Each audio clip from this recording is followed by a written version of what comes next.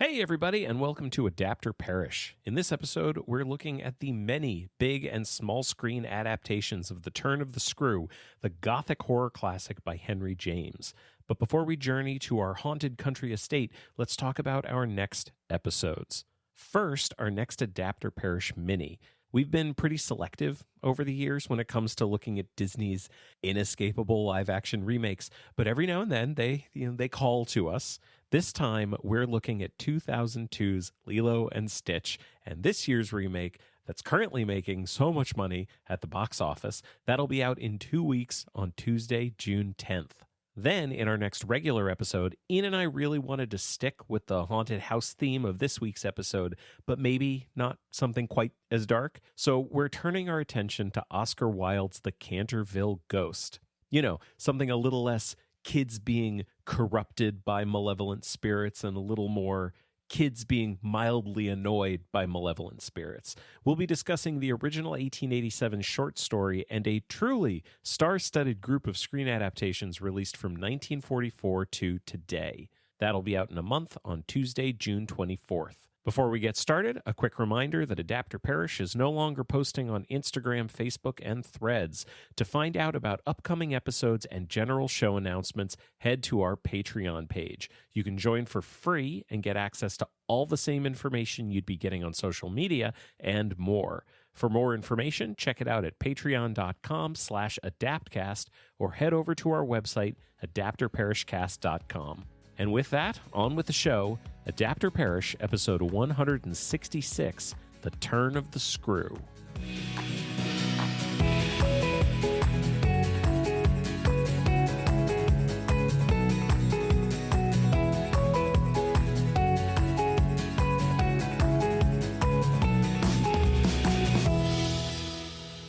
Hello and welcome to Adapt or Perish, a podcast about adaptation. I'm Jeremy Latour. And I'm Ian Averill. And tonight we're talking about Henry James' The Turn of the Screw. I'm very sorry. What about? I'm sorry to you. Because there's a lot of these. Yes. And some of them are very bad. There's so many of them. And of course, the last one is a 9-episode miniseries. Yes. But luckily, that one was the one that I was actually excited about. Yes, so. that's true. But boy, this was a lot. And welcome, everybody, to The Turn of the Screw by Henry James, a gothic horror classic. I want to start with the back of the book here. In what Henry James called a trap for the unwary, The Turn of the Screw tells of a nameless young governess sent to a country house to take charge of 2 orphans, Miles and Flora. Unsettled by a dark foreboding of menace within the house, she soon comes to believe that something malevolent is stalking the children in her care. But is the threat to her young charges really a malign and ghostly presence, or something else entirely? Good question. Yeah, it's not very illuminating. I like it. It's a good back of the book, but it doesn't really get into it. But it is asking a very pertinent question to the nature of this whole story. Yeah. But I feel like I need to say something, and there's no way to get around it without spoiling things. There's ghosts. It is scary. It's creepy. I don't like scary and creepy. And I had to go through this, and I did this to myself. And also, it's a bummer to have to watch a dozen versions of I'll go ahead and say this again, spoiler alerts. One of the kids dies at the end. Yeah. And I had to watch that happen many, many times. Yes. And I had to analyze and compare the death of this child at the end. In terms of all the things that I've done for this show, at least, this has got to be the one where the ratio to, or it's not even a ratio. I'm just saying that there's a ton of adaptations of this, and not all of them, but a very large number of them are direct adaptations. Yeah. They're not only very accurate to the book, but then every single one is kind of exactly the same plot in something that you don't expect with so many adaptations that span so many decades. I know. You would expect more of them to change it up, and they don't. Yeah, I have 2 kind of thoughts about that. Well, 2 theories. One is I don't know. It seems like people love this story. Yeah. It's like, it seems like people like Stephen King, for example, has said many nice things about it. Yes. The man knows from horror. These had an effect on Stephen King, that's for sure. So I feel like the first reason why that a lot of them are the same is because this is a well-loved story among people who want to make a movie like The Turn of the Screw. Yeah. But the second thing is, and this one's really simple, it's a novella. It's not a full-length novel. I mean, it was originally, so it's written by Henry James. It was published in 1898 in Collier's. It was serialized. So it's a novella. It's the kind of thing where you can do every major plot point from the story in a movie and not skip anything. Mm-hmm. Yeah, and that's what's great about those. I think that's one of the reasons why so many of these are basically the same story. Like, I kind of want to go through the plot for a second here. Sure. The whole thing opens up with something that we actually don't always see, which is this framing device. So there's a bunch of people gathered around a fire, and one of them begins reading a manuscript written by a former governess, setting up. So it's a story within a story. Remind me, does the book even close with a closing of the framing device, or is the framing device just at the beginning? That's a really good question. Is it just one of those half framing devices? Yeah, it's just a half framing device. Yeah. Does not show up at the end. That's an interesting choice. So we learn about this governess who is unnamed, and she gets hired by this wealthy guy who lives in London, and she gets hired to take care of his orphaned niece and nephew, and they live at his manor, which is Bly. And he hires her with one very strict condition. Leave me the fuck alone. You must never trouble me with any problems. You're in charge. These two kids, Miles and Flora. Miles is still at school, but Flora's there. You got this. And he sends her off to Bly. So she gets there, and she meets Flora, and she meets Mrs. Gross, who's the housekeeper. And Mrs. Gross was basically the caretaker of the kids for a short period of time, because they did have another governess before. Yes. But that governess, she doesn't work there anymore on account of she's dead. Yeah. On account of not being alive no more. Although some might say she does still work there, but this time as a ghost. But we'll talk about Miss Jessel a little bit later. Yeah. So the governess settles in. She gets to know Flora. Flora's really, really nice. She's a wonderful kid, well behaved. She's really. I don't want to make this really clear. She's great and not creepy at all. I'll bring that up again in a little bit when we talk about Miles a little bit more. So before she meets Miles, she gets a letter from the uncle, and the letter just says, "Hey, I've got a letter for you. It's from Miles' school. I don't give a shit. I need you to take care of it." I haven't even opened it, because who can be bothered? This piece of shit. He received a letter and then put the extra effort in. Like, he could have just opened it and read it. Yep. And instead, he put it in another envelope, wrote a whole nother letter, put that in the envelope, and mailed it. Yeah. This, by the way, I think is the last time that he is heard from in the story. Yeah. Yeah, that's it for him. So the letter that she reads is from Miles' school, and it says, "Hey, we had to kick this kid out." And you may be wondering, why did we kick him out? Well, we had to. The end. And she's like, "This is a very unhelpful letter, and this is also stressing me out a lot." And she's like talking to Mrs. Gross about it. And she's like, "They kicked him out." And Mrs. Gross is like, "Why? He's a perfect angel." And she's like, "I don't know. It says he must be what did they say? Like an injury to the other children?" Yes, he's an injury to the other children. Yeah. It sounds like he's a shithead, but they don't say in what particular flavor of shithead he is. She's always asking Mrs. Gross, like, is he bad? Like, yeah. And Mrs. Gross is like, no, he's great. I mean, he's like a young boy, so yeah, he's bad, but like... yeah. He's not like, Village of the Damned or something like that. Right, even though one of the kids who plays Miles also was in the Village of the Damned. Oh, that's funny.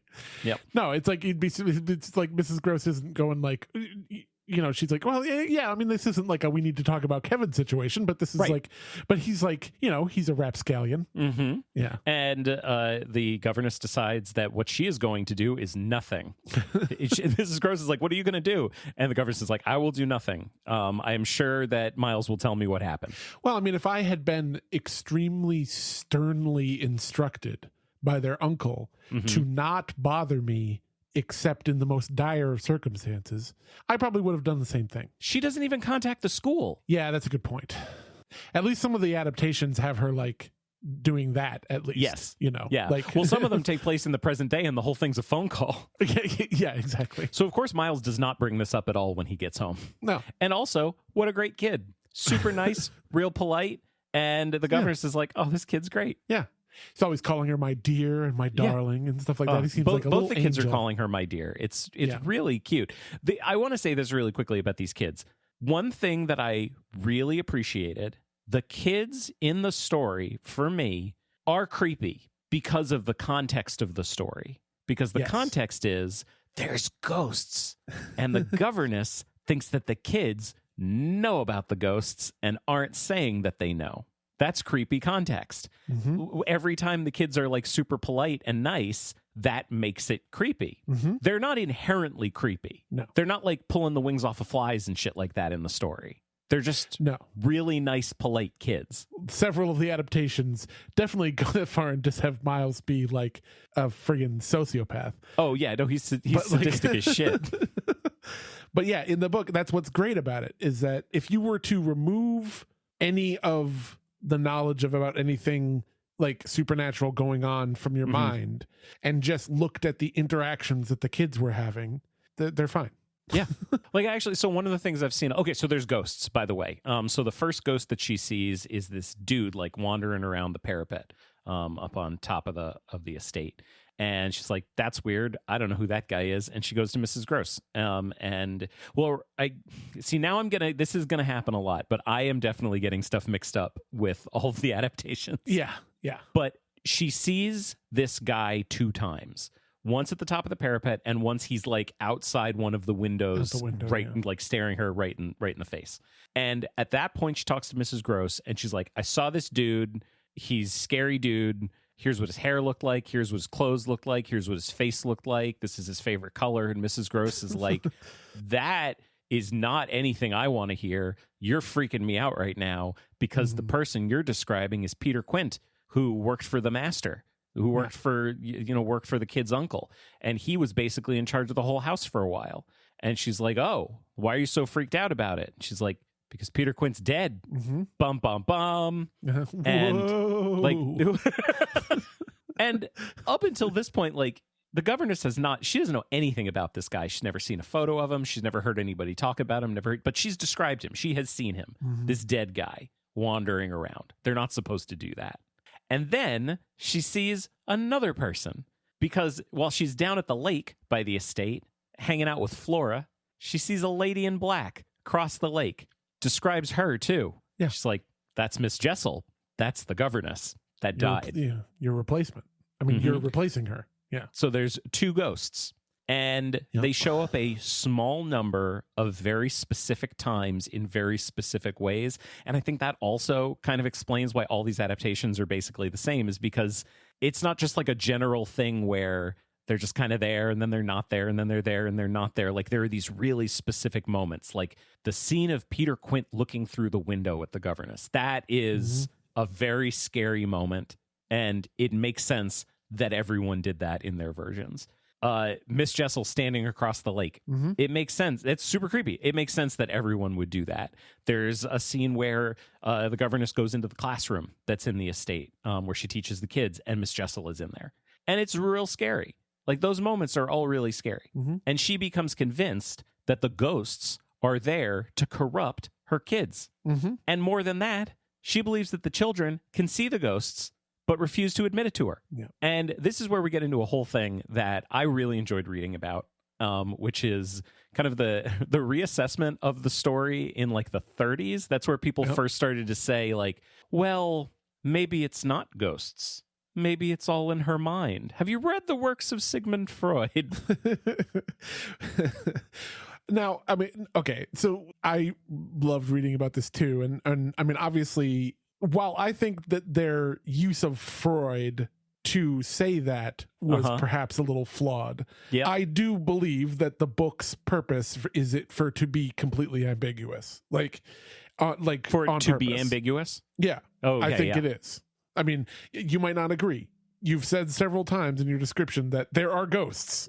I'm going to go ahead and make an assertion that I can't back up. I don't have scholarly research. I don't have anything from Henry James to back me up on this. I believe there's ambiguity in the story.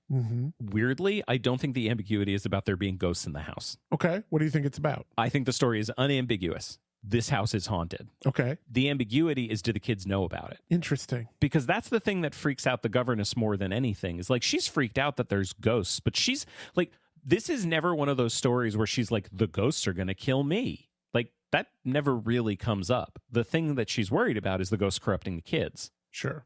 And the thing that she is like, she knows that there's ghosts because she saw them. And like, James makes it really explicit. Like, I'm sorry, I'm going to be real nuts and bolts about this. She describes Peter Quint to Mrs. Gross in a way that she couldn't unless she saw him, and is dead. That is totally true.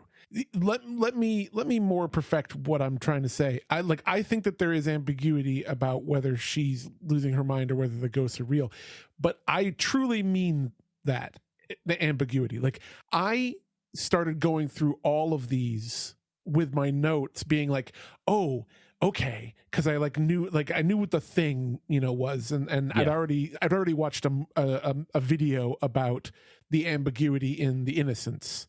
Yep. And so I was like, oh, you know what I bet I can do? It's like every single one of these adaptations that I go through, I'll be like, is this one saying that the ghosts are real or not? And so I can be like yes or no on every one, and that'll be like a thing that I'm going through. And then as I started doing it, I was like, because you can kind of do that. Mm-hmm. But as I realized it doesn't matter. And that, I think, holds true to the spirit of the book, is that it's not that it doesn't matter. It's that I agree with either one. Like, there are, it would be very easy to say, like, all of the adaptations that seem to be saying that the ghosts are not real, I'm against that take. And everyone that says that they are, like, I'm with that take. But I don't feel that way about these adaptations. I think that it's like, there are ones where the ghosts are absolutely real that I'm like, yeah, thumbs up. And there's ones that are essentially saying that they're not, and I'm like, also good. But the thing about it is, like, I want to go back to the thing I was saying, which is like, I do think the story is unambiguous that there are ghosts. Okay. But the thing that defines her arc over the story is her growing paranoia about what the kids know. Yes. And that, I think, is intentionally ambiguous. And that's something I think you can look at in all of them. That's a gray area in all of them. Yeah, I think. I agree. This is the thing I was saying, is like, the thing that makes her more paranoid in the story than anything is that the kids know and won't tell her, not that there's ghosts in the house. Like, I say, take that as read. There's ghosts in the house. That is definitely what drives her the most mad. Yeah. So anyway, her fears start to grow. She has a little bit of a conflict with Mrs. Gross about it, but eventually Mrs. Gross, like, she kind of wins her over to her way of thinking. And their friendship, by the way, like, their relationship is my favorite thing in the book. It's great. And it was the thing I was looking forward to. I ended up judging all the adaptations in some ways by how well did they depict the governess Mrs. Gross relationship. And nice. I will be mentioning it for, I think, all of them. Okay. So Mrs. Gross comes around. This is something I want to say about the book really quickly. While I can appreciate how it's inspired people who make horror, I don't care for this book. Okay. I think the scary bits, really effective. But the actual experience of reading the book for me was a slog. Okay. Because every conversation she has with Mrs. Gross throughout the book, even though I really liked what was happening between them, it was pages upon pages of things that didn't need to be pages upon pages. I can definitely agree with that. I think it's a little easier for me because of audiobooks. Quick. Yeah. Very quick Ian's audiobook corner. There's not really too much to say, except that I did one that was read by Emma Thompson, which was delightful. Obviously, she's very good at it. That sounds great. And so that was cool. But yes, it is a lot of pages of stuff. Yeah, I mean, I think it's one of the reasons why when people adapt it, they always do the ghost things exactly the way they are in the book, but all the talking bits, those get messed around with constantly. They jazz those up quite a bit. Yeah, I don't think Henry James was really firing on all cylinders with the talky bits. I think it was the ghosty bits that he was like, this is gold. And everyone was like, Hank, it's gold. And he's like, I know. Hank Jim, as his friends call him. It's the dumbest thing I'll say in this episode. So things get worse. Everything's worse. Like, it's worse for the governess because she's getting paranoid. It's worse for me because I'm getting bored. It's worse for the kids because they're being haunted. It's worse for the ghosts because they're dead. And then two big things happen. The governess tries to confront Miles and Flora about all of this.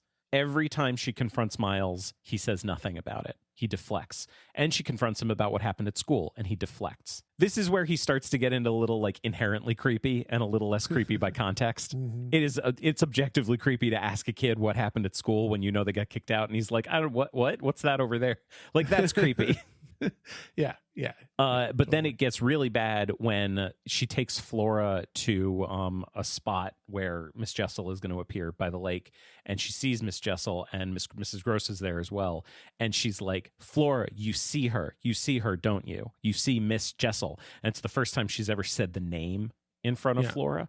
Mrs. Gross, looking across the lake, is horrified by what she sees, because what she sees is nothing. And what she sees is the current governess in a paranoid rage yelling at a child. There's some drama that happens there. And Flora ends up having a breakdown and becomes hysterical, and Mrs. Gross plans to take her away.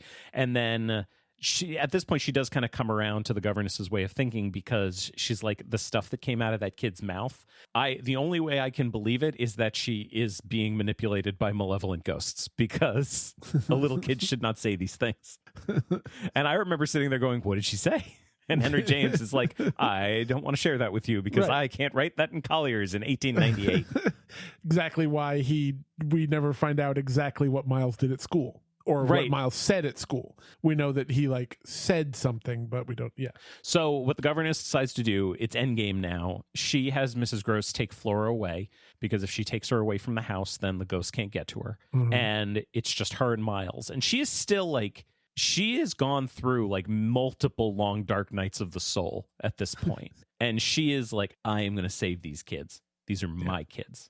This actually wanted to read the part that includes the phrase, the turn of the screw. I'm going to try. I hope this I'm not Emma Thompson. This is the governess speaking, because she's writing in her journal. To mark for the house the high state I cultivated, I decreed that my meals with the boy should be served, as we called it, downstairs, so that I had been awaiting him in the ponderous pomp of the room outside of the window, of which I had had from Mrs. Gross that first scared Sunday my flash of something it would scarce have done to call light. She's talking about seeing Peter Quint through the window. It's actually really cute in the story, because she sees Peter Quint and she goes outside, and then she looks through the window and Mrs. Gross is in there, and she ends up scaring Mrs. Gross in the same way that Peter Quint scared her, which didn't show up in that many of the adaptations, but when it did show up, I was delighted by it. Yeah, that is kind of cool. Here at present, I felt afresh, for I had felt it again and again, how my equilibrium depended on the success of my rigid will, the will to shut my eyes as tight as possible to the truth that what I had to deal with was revoltingly against nature. I could only get on at all by taking nature into my confidence and my account, by treating my monstrous ordeal as a push in a direction unusual, of course, and unpleasant, but demanding, after all, for a fair front, only another turn of the screw of ordinary human virtue.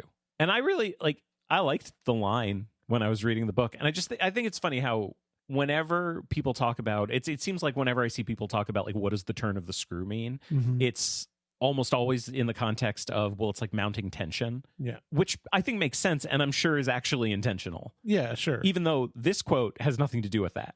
Like, this quote is presenting it more as like, it's this, the way I read this saying of the turn of the screw in the book is like, I mean, you know you've heard this before, like, how do you eat an elephant? Right. I know I have heard that before, but I don't know the second part. Same as everything else, one bite at a time. It's like, she's overwhelmed and needs to deal with something overwhelming. You just set, you set up your task list and you do one thing. It's about task management. Like, that's all it feels like. It's just this kind of motivational talk about task management. It's got a little bit of a sense of like, also just like, and the wheel just keeps on turning, like you just keep keep going, and so it's really positive. And then, but also, like, I can understand also reading it as mounting tension, that kind of thing. Sure. She's left alone with Miles in the house. She sent everybody away. She confronts him again. As she's trying to get him to confess, she is like convinced that all he needs to do is say Peter Quint's name and he will be released. Right. And he does. And she sees, like, she believes that Peter Quint is there. And she's like, say who's haunting you. And he's like, I don't know what you're talking about. And she's like, yes, you do. And he's like, yes, I think I do. But I also don't. And also, I'm 10 or something. And she's like embracing him really tightly. And he calls out Peter Quint. And Peter Quint disappears. Yeah. And the book ends with her looking down and realizing that Miles is dead. Mm-hmm. If this is me just being dismissive, so be it. Okay. I think this ending is lame. All right. It reads to me like James going, "Ooh, spooky ending," and then the boy died. So just a little edgelordy. Yes, yeah. It just feels like for the time period. It just feels like spooky for spooky's sake. Okay. Like it could have ended with any short reveal, because then the story just ends, and you don't get to like sit with it. You don't get to see like the characters sit with it. It just happens. It didn't feel like the book was building towards that. And if someone wants to like email me and be like, no, here's all the ways that the book was dealing towards Miles dying at the end and you missed it, I would A, not be surprised, and B, I would be delighted to read that. But it felt to me like a little bit out of left field, and it felt like James just needed to end the story and decided to end it in a way that would be spooky and creepy. Well, yeah. I'm not going to disagree with you because I haven't really thought about it. Like it just kind of, that was the ending to me. So as I tend to, I wasn't super critical of it, but that's kind of my thing, just so everybody knows. It's also worth repeating that I did really not like the book at this point. Yeah. The question that I was going to ask you before you said this was, what do you think actually is happening in that scene? And once again, like, don't think that I think that there is an actual answer to that question, but do you think it is supposed to be implied that she was squeezing him so tight in her paranoia that she literally smothered him to death? Because I think that is implied by several of the adaptations. Yes. And I think that's there. Like, I think that's absolutely there. Like, that but I think it's just like another layer. I just think it's another ambiguous thing. Yeah. That the book is doing. That's how I saw it, but I didn't really think more on it than that. No, I think this felt intentional to me. Like, it felt like it could either have been Peter Quint that did it to him, or it could have been his little body, like, not being able to survive the weight of being, like, possessed by a ghost, or she killed him accidentally. Yeah. I guess my feeling on it is, if you're gonna adapt it, you kind of need to pick one. Mm-hmm. And several of them did. Yeah, and like I don't really prefer one over another. I just find it interesting in any of them that to just see people pick. Because if you don't pick, if you just keep it as if you use like, well, maybe it was the ghost. Like, no, just pick. Just pick. You're doing a movie. Well, plus when you're doing something that's a visual medium, you have to do one or the other, because you can't just do what the book does, which is like, say what's happening, but if she's holding his little face really tight into her body while she's screaming at a ghost, then it's like, the book at least can doesn't have to describe that part, can just say that she's screaming at the ghost, and then when she looks down, he's dead. But if you're making it a movie or a TV show, then you have to show what is happening and how she's holding him and all that stuff. And so then you do have to make a choice. Like, I could see someone saying, well, in mine, it is ambiguous whether she did it. It's like, yeah, but if while I was watching it, it's not plausible that she did it, then it's not ambiguous anymore. Now it's unambiguous. It's the ghost that did Precisely. it. Who's the good ghost? And you have to pick one, unless you're 2020's The Turning, but we'll get to that. Yeah. Well, let's actually. So I want to do something a little bit different. Because we've got 12 of these to talk about. I thought it would be good to just give kind of a high level assessment. Some of these are real bad, and some of them are real good.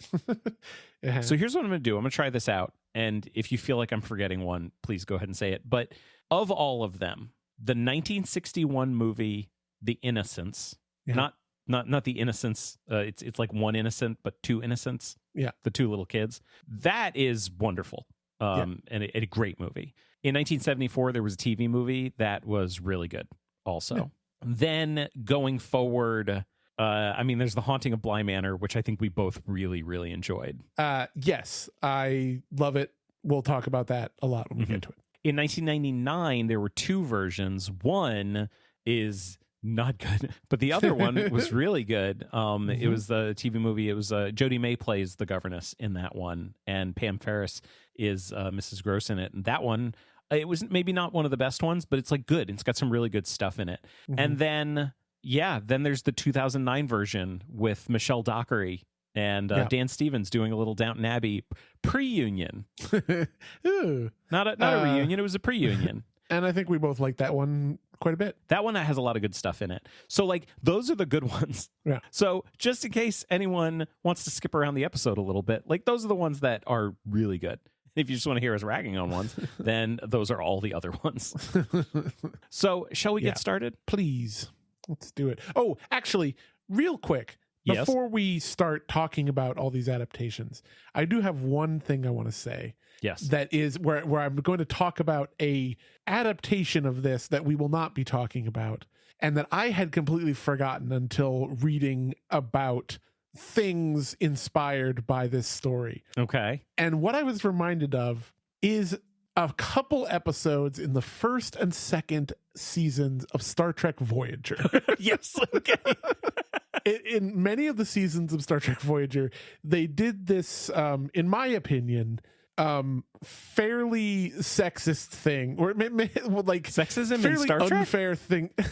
unfair thing to especially in like the one where you're having your like your first female captain. Mm-hmm. They would do this thing to Janeway where basically they were implying that because she was a career-driven woman, mm-hmm. they seem to imply that her putting her career first and then being marooned in this ship halfway across the galaxy, that she really needed her holodeck time to all be basic like romance novels. Uh-huh.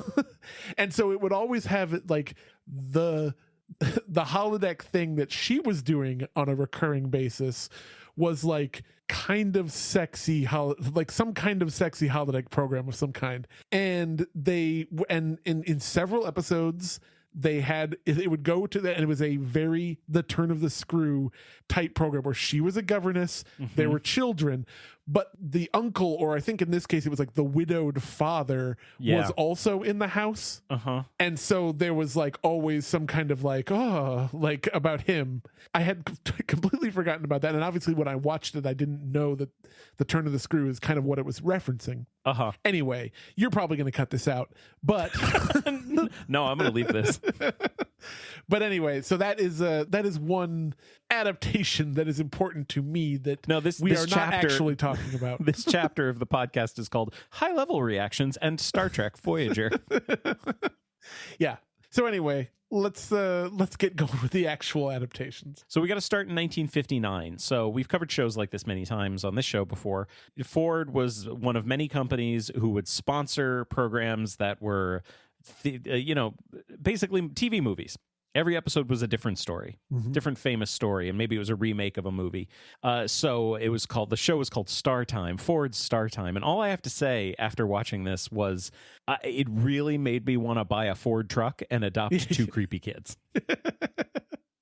Yeah, the Ford commercials at the beginning and the middle were so fun. So good. Yeah. So good.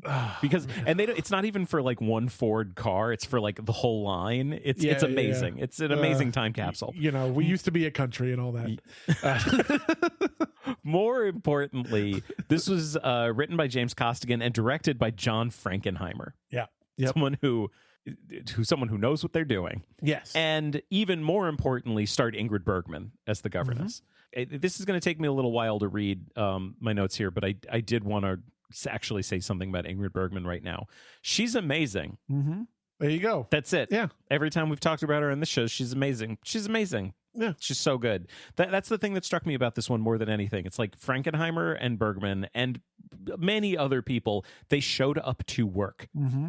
You mm-hmm. cannot say that she phoned this in. No. This is a performance, capital P. Mm-hmm. This is one, and maybe it was just because it was the first one that I watched too, but so this one definitely goes from, it's like the kids are kind of inherently creepy. Well, this is also starting something that's going to happen for me a lot. I don't remember Flora and Miles at all.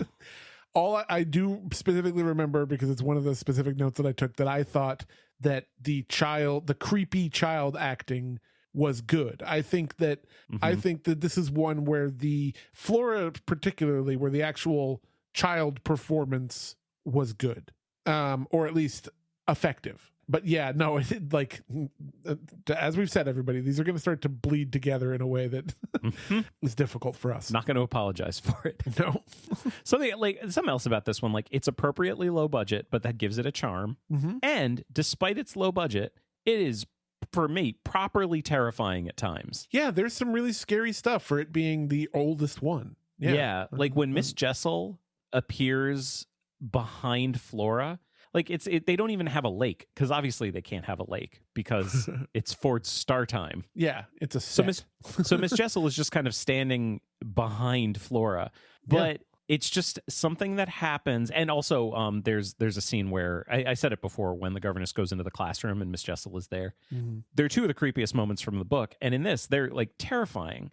And a huge part of it was the low quality of the broadcast, because we're also watching it on YouTube, but it's not like you could make out every line in her face at that time on TV. Right. They nail the body language, they nail the posture. It is real scary.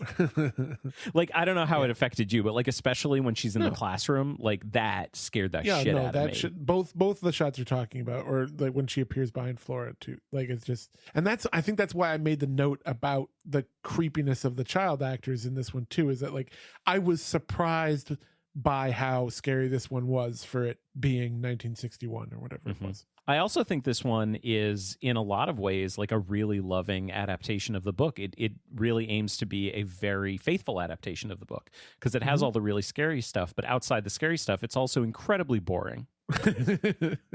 Yeah. Like, there's good stuff in here, but we're not saying that it's like engaging. No. Yeah. I found it so boring. That's the problem. Such a hard time getting through it. All the ones that are bad, and even some of the ones that are not bad, is that they're just unengaging. That's how I think about them. Yeah. I mean, like, here's a way that it could have been more interesting. Ingrid Bergman's great. Isabel Elsom plays Mrs. Gross. I don't remember her. Like, it doesn't really do anything they have no relationship in it. They are two characters who speak occasionally. Yeah. And unfortunately, most of the talking scenes are between the two of them, and they don't have that much chemistry. So that kind of makes the whole thing pretty boring. Yeah. I've always found the talking scenes to be the kryptonite of any genre picture. Yeah, there's the most danger of that, at least. That's what, when people can avoid that, then that's when it's a masterpiece. Yeah. But yeah, this one's like, it's fine. Pretty good. I liked it, but it was still pretty boring. Yeah. Because even though a large number of these are TV movies. Yes. And you would probably say to yourself, TV movies, especially ones going further back in time, probably what, hour 15, hour and 20 minutes? No. They're almost all at least like an hour 40, hour 45 or more. Yep. You would think, these TV ones probably all real short. Nope. Sorry to say, they are not. Not even a little. Even a little. Anyway, before we get to the next one, I do want to do a quick ad read right here. This episode is brought to you by Ford Motor Cars. God, can you imagine? Probably pays so much money. They probably would. They probably would. Yeah. I really want a Ford now. I really want to drive away in a Ford with Ingrid Bergman in it. I want like a 1961 Ford pickup. Yes, I do. They look pretty cool. This is a pretty cool car. Anyway, that's 1959's Star Time episode, The Turn of the Screw. Oh, sorry, 59. Why do I think it's 61? Is that the other one? That's the Innocence. Oh, that's Innocence. My apologies, everybody. You jerk. Confusing everybody. Yeah. Just so everybody knows, that wasn't Ian being confusing. That was us being ambiguous. Was it 1961? Was it not? It was not 1961. Intentionally ambiguous. Well, okay, so The Innocents. 1961. Really in 1958, actually. There was a play by William Archibald. We didn't cover it. We decided to stick mostly to movies and TV movies for this. And Netflix series. But 3 years later, it became a movie. It's directed by Jack Clayton from a screenplay by William Archibald and Truman Capote. By the way, I'll just say this right now. The dialogue scenes, the people talking scenes, thank God for William Archibald and Truman Capote. because they nail those talking scenes. Also, this is like, who knows, what percentage of which one, but like, it definitely, like, this is a movie where you learn later that it was like, it had a complete rewrite a large rewrite by Truman Capote, and you're like, yes, okay, yes, you're like, that makes sense. Mm-hmm. Yes, indeed, it did. And it stars Deborah Carr as Miss Giddens. Mm-hmm. I do want to also note whenever they give the governess a name. Yes. No, you should, because that's actually something that's fun about this is that, as we've already said, so many of these adaptations are very accurate adaptations and they all do it like the same way, to the point where like there's things that you do for this that you have done and that we have done for this show where every adaptation they're switching everyone's names around and changing names and doing all this stuff. These adaptations, no. All like the children, everyone's always named the same. It's always Mrs. Gross, it's always Flora, it's always Miles. It's almost always Peter Quint. It's almost always Miss Jessel. Yep. There are a few exceptions, obviously. But for the most part, it's almost always these names, except for the governess, because in the book, she's unnamed. So it's kind of cool. Yep. And you got to do something. Like I would argue you don't have to do anything, but I would argue that it is an okay thing to do and probably an effective choice to give her a name. There is one that comes later where they very intentionally stick to her being unnamed, and it is awkward as shit. And because they insist on putting her into a lot of new situations where it's really weird that she wouldn't say what her name is and people wouldn't address her by name, introduce herself or something. Yeah, it's ridiculous. Anyway, in this one, she's Miss Giddens. In case anybody can't picture Deborah Carr, she was in The King and I with Yul Brynner. Yep. She was also in Black Narcissus, From Here to Eternity, and Affair to Remember, The Life and Death of Colonel Blimp. She's real good. Yeah. What a career. She was a very popular actress. So can I get something out of the way? Yeah. I think this movie is better at being a movie than the book is at being a book. One of those. Okay. Yeah. Yep. I would agree. Yeah. This movie is gorgeous and terrifying and restrained and subtle, and the dialogue's amazing, and the design is incredible, and the shooting of it is beautiful, and the performances are great, and it's also gorgeous and terrifying and restrained and subtle.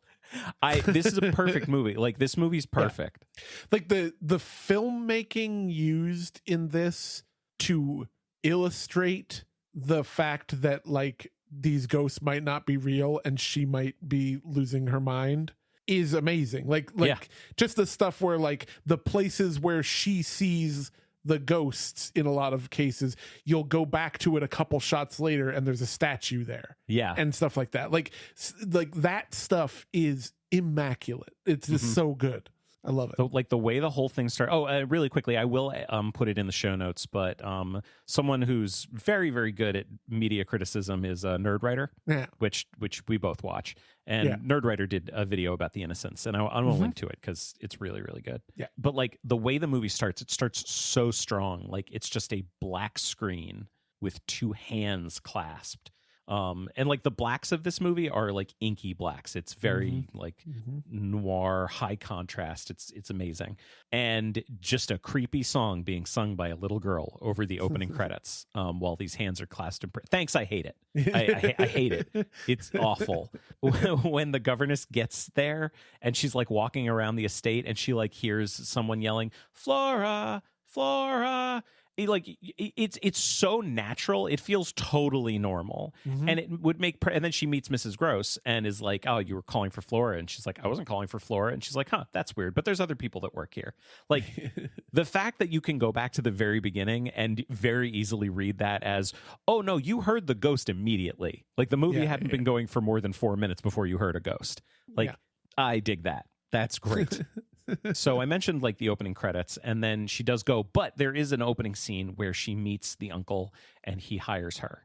And this scene hit me just as telling me that this was going to be quality, because this is people talking, and it's compelling and interesting, and it's tons of exposition. Yeah. But it's all interesting exposition done in, again, an interesting and compelling way. So she's there, Deborah Carr is there, but also the uncle is Michael Redgrave. And I just want to say something that I didn't expect. This episode is like a Redgrave celebration. Yeah. The Redgrave family appear in many of these. This is Redgrave appearance number 1, the patriarch, Michael Redgrave. And he's only in the one scene, but it's incredible. And that one scene, especially after seeing that Truman Capote co-wrote the dialogue, which it should work even without the credits. I think it would work even without the credits, but I did see the credits, and the credits told me that Truman Capote wrote it. So I was going in kind of ready for that, and I felt the dialogue it's another good reason so good. why they started putting the credits of things at the end of the movie at a certain point. You know, because at the beginning, then you get in your head about who wrote it, so you know. Uh-huh. But yeah, you're right about the talkie bits being so good. And it's when you add, like, forgive me if I'm wrong about this, getting them mixed up and stuff, but this is the first one that really adds a context to the interview scene at the beginning that I think so many of the adaptations use later. Yeah. That there's kind of a sense you're getting that she thinks that if she does a good job taking care of these children, that she might get to marry this rich guy. Yeah. It's used a lot later. I'm not remembering it from this one, but I don't think that's because it's not there. I think that's my brain. And I think it's a little bit there in the book too. Like it might be a little bit there in the book, but that is something that is definitely a part of many of these. I'm just thinking about it now, but you're right. I don't remember specifically if it's in this one, but like that adds interesting context to the, because that's the thing about this scene of every single one of these. First of all, every single one of these like adaptations, including this one, has got like a name as the uncle. Yes. Like the guy. Mm-hmm. And you realize watching them and you're like, oh, but the thing is that basically you're getting a name male actor for just like 5 minutes and not again in the movie. He might need to do a voiceover when he's reading the letter about not wanting to read the letter from the school. Yes, precisely. But so like and there's a bunch of these, there's a bunch of these later. Colin Firth, Harvey Keitel. Look, here's the deal. Colin Firth plays the uncle in one of them, and if what you're trying to sell is that she wants to go because she's got a thing for the guy, that's the best way to do it. Yeah. I guess just looking at my notes for this one, I feel like the 3 things that I just feel like it gets right as an adaptation, it gets the relationship between the governess and Mrs. Gross right. Their relationship is great. Mrs. Gross, by the way, is played by Megs Jenkins. Which is a fun name. They're really, really good together. Megs Jenkins is so good. She's like, they're definitely about the same age, but Megs Jenkins is playing a lot older. And they're so different. But they really feel like friends in the movie. And I really appreciate that. I like the two of them together. It gets the kids right. They are creepy in context, but not really inherently creepy. Maybe Flora is inherently creepy. No, Flora is inherently creepy. Let me rephrase it. There's a lot of stuff of Flora just being creepy and singing out a window. But Miles is like really sweet and fresh-faced. He's like a very precocious little kid. He's the one who was in The Village of the Damned, I think. Okay. That's Martin Stevens. Yeah. And it's scary. If you're looking at the book as a foundational work of horror, then this celebrates that in the best way possible, which is make it scary. Yeah. This is probably the number one that is the most ambiguous about the nature of what's going on. But also, it does such a good job of, if there are ghosts, scary ghosts. Yes. And if there are not ghosts, scary, psychological, this lady's like losing her mind and is becoming dangerous, Yep. And it does a really good dichotomy there. For what it's worth, though, and I'm kind of spoiling, I don't want to say specifically what it is because I think people should watch this movie, but like the way they stage Miles' death at the end, it can't have been her that did it. Yes, obviously that's true, that it couldn't have been her, but the thing of whether it was her or not that killed Miles in the end, I think is a separate thing from the ambiguity of whether there are ghosts or not, because you can still say that there were not ghosts, but Miles basically got so scared by her that he got scared to death. That happens. Okay, sure. Yeah. See this movie. It's hard to get, but see this movie. Yeah. Moving on to 1974, another turn of the screw, This one was a TV movie. It aired on ABC in April 1974. It was directed by Dan Curtis from a teleplay by William F. Nolan. Dan Curtis is someone we've talked about on the show before. He did create Dark Shadows. He created Kolchak the Night Stalker. He's the Dark Shadows guy. Yeah, but he also did the Jack Palance Dracula that we covered, and he produced A Picture of Dorian Gray. That was not one of the really good ones, but still like pretty effective. I am becoming a big Dan Curtis fan. Yeah. Like when this one started, I had forgotten that it was Dan Curtis. And my first thought was, holy shit, 2 hours? Because it's 2 hours long. Yeah. But then the credits start rolling and I felt much better. I felt like I was in good hands. Yeah. I mean, he's good at what he does. Like he's got a thing and it's good. Mm-hmm. You know, the look and all the shadows. Yes. The shadows are quite dark. The night it truly stalks. Yeah. Kolchak. Who's the lead of this one? Lynn Redgrave. Right. Redgrave number 2. Redgrave number 2. Michael's daughter, Lynn. Yeah, I thought she was good. She's amazing. I could listen to her talk for hours. Yeah. She's got a great voice. She's so good in this. Yeah. No, the Dan Curtis scary thing, like, I think Dan Curtis scary. I mean, that's like all capitals. That's like a term. Like, this is not just scary. It's Dan Curtis scary. Mm-hmm. And I feel like the thing consistently I see with Dan Curtis stuff is that he wants to show the thing from the book, but he knows that's not enough and he needs to goose it a little bit. So he's going to throw in some extras.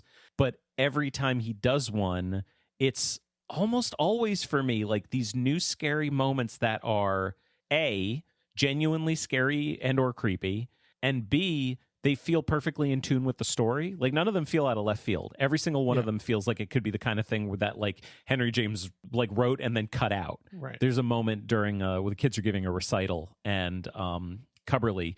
By the way, the governess in this one is Miss Jane Cubberly, which is a fun name. Yeah. Cubberly looks over into a mirror and sees Jessel in the mirror. And like, that's not from the story at all. And it's really quick, but like that works and it's real creepy. And having read it and now watched so many versions of it, like if there's a scare in it that isn't in the book or any of the other versions, like that's kind of fun. That's a neat little thing to run across. Mm-hmm. Let's talk about Jasper Jacob a little bit. Right. Which one? He's Miles. Yes. Let's talk about creepy old Miles. Yeah. This is like one of the first ones to like really add height. Yes, he's very tall. He's very old and tall. My first note about Miles in this one is, holy shit, Miles is huge. Yes. He's older than ever before. But no, I felt like this is probably one of the first ones to add some like real heavy sexual overtones. And once again, if I'm wrong, because I'm mixing up, which apparently I'm just going to do every time. Ian, I have a question. I'm worried that you're getting them confused. Yeah, and I think I am. I think that's the next one. Because this Miles is not, from what I recall, sexy, creepy Miles. No. This Miles is like blinding frogs and killing ants. This creepy. One is like future serial killer Miles. Yes. Right. Which is, definitely a tone that a lot of them have going forward, but this one goes with it. Like it's just it's very sociopathic Miles. He's inherently creepy. Yeah, big time. Which I don't like, but his creepiness is so fun and effective, and I do like that. Like I just want it to be good. And in this it's effective. It maybe wouldn't have been the choice that I would have made, but Dan Curtis is Dan Curtis. He knows a lot more about this stuff than I do. Dan Curtis is scary. Yeah.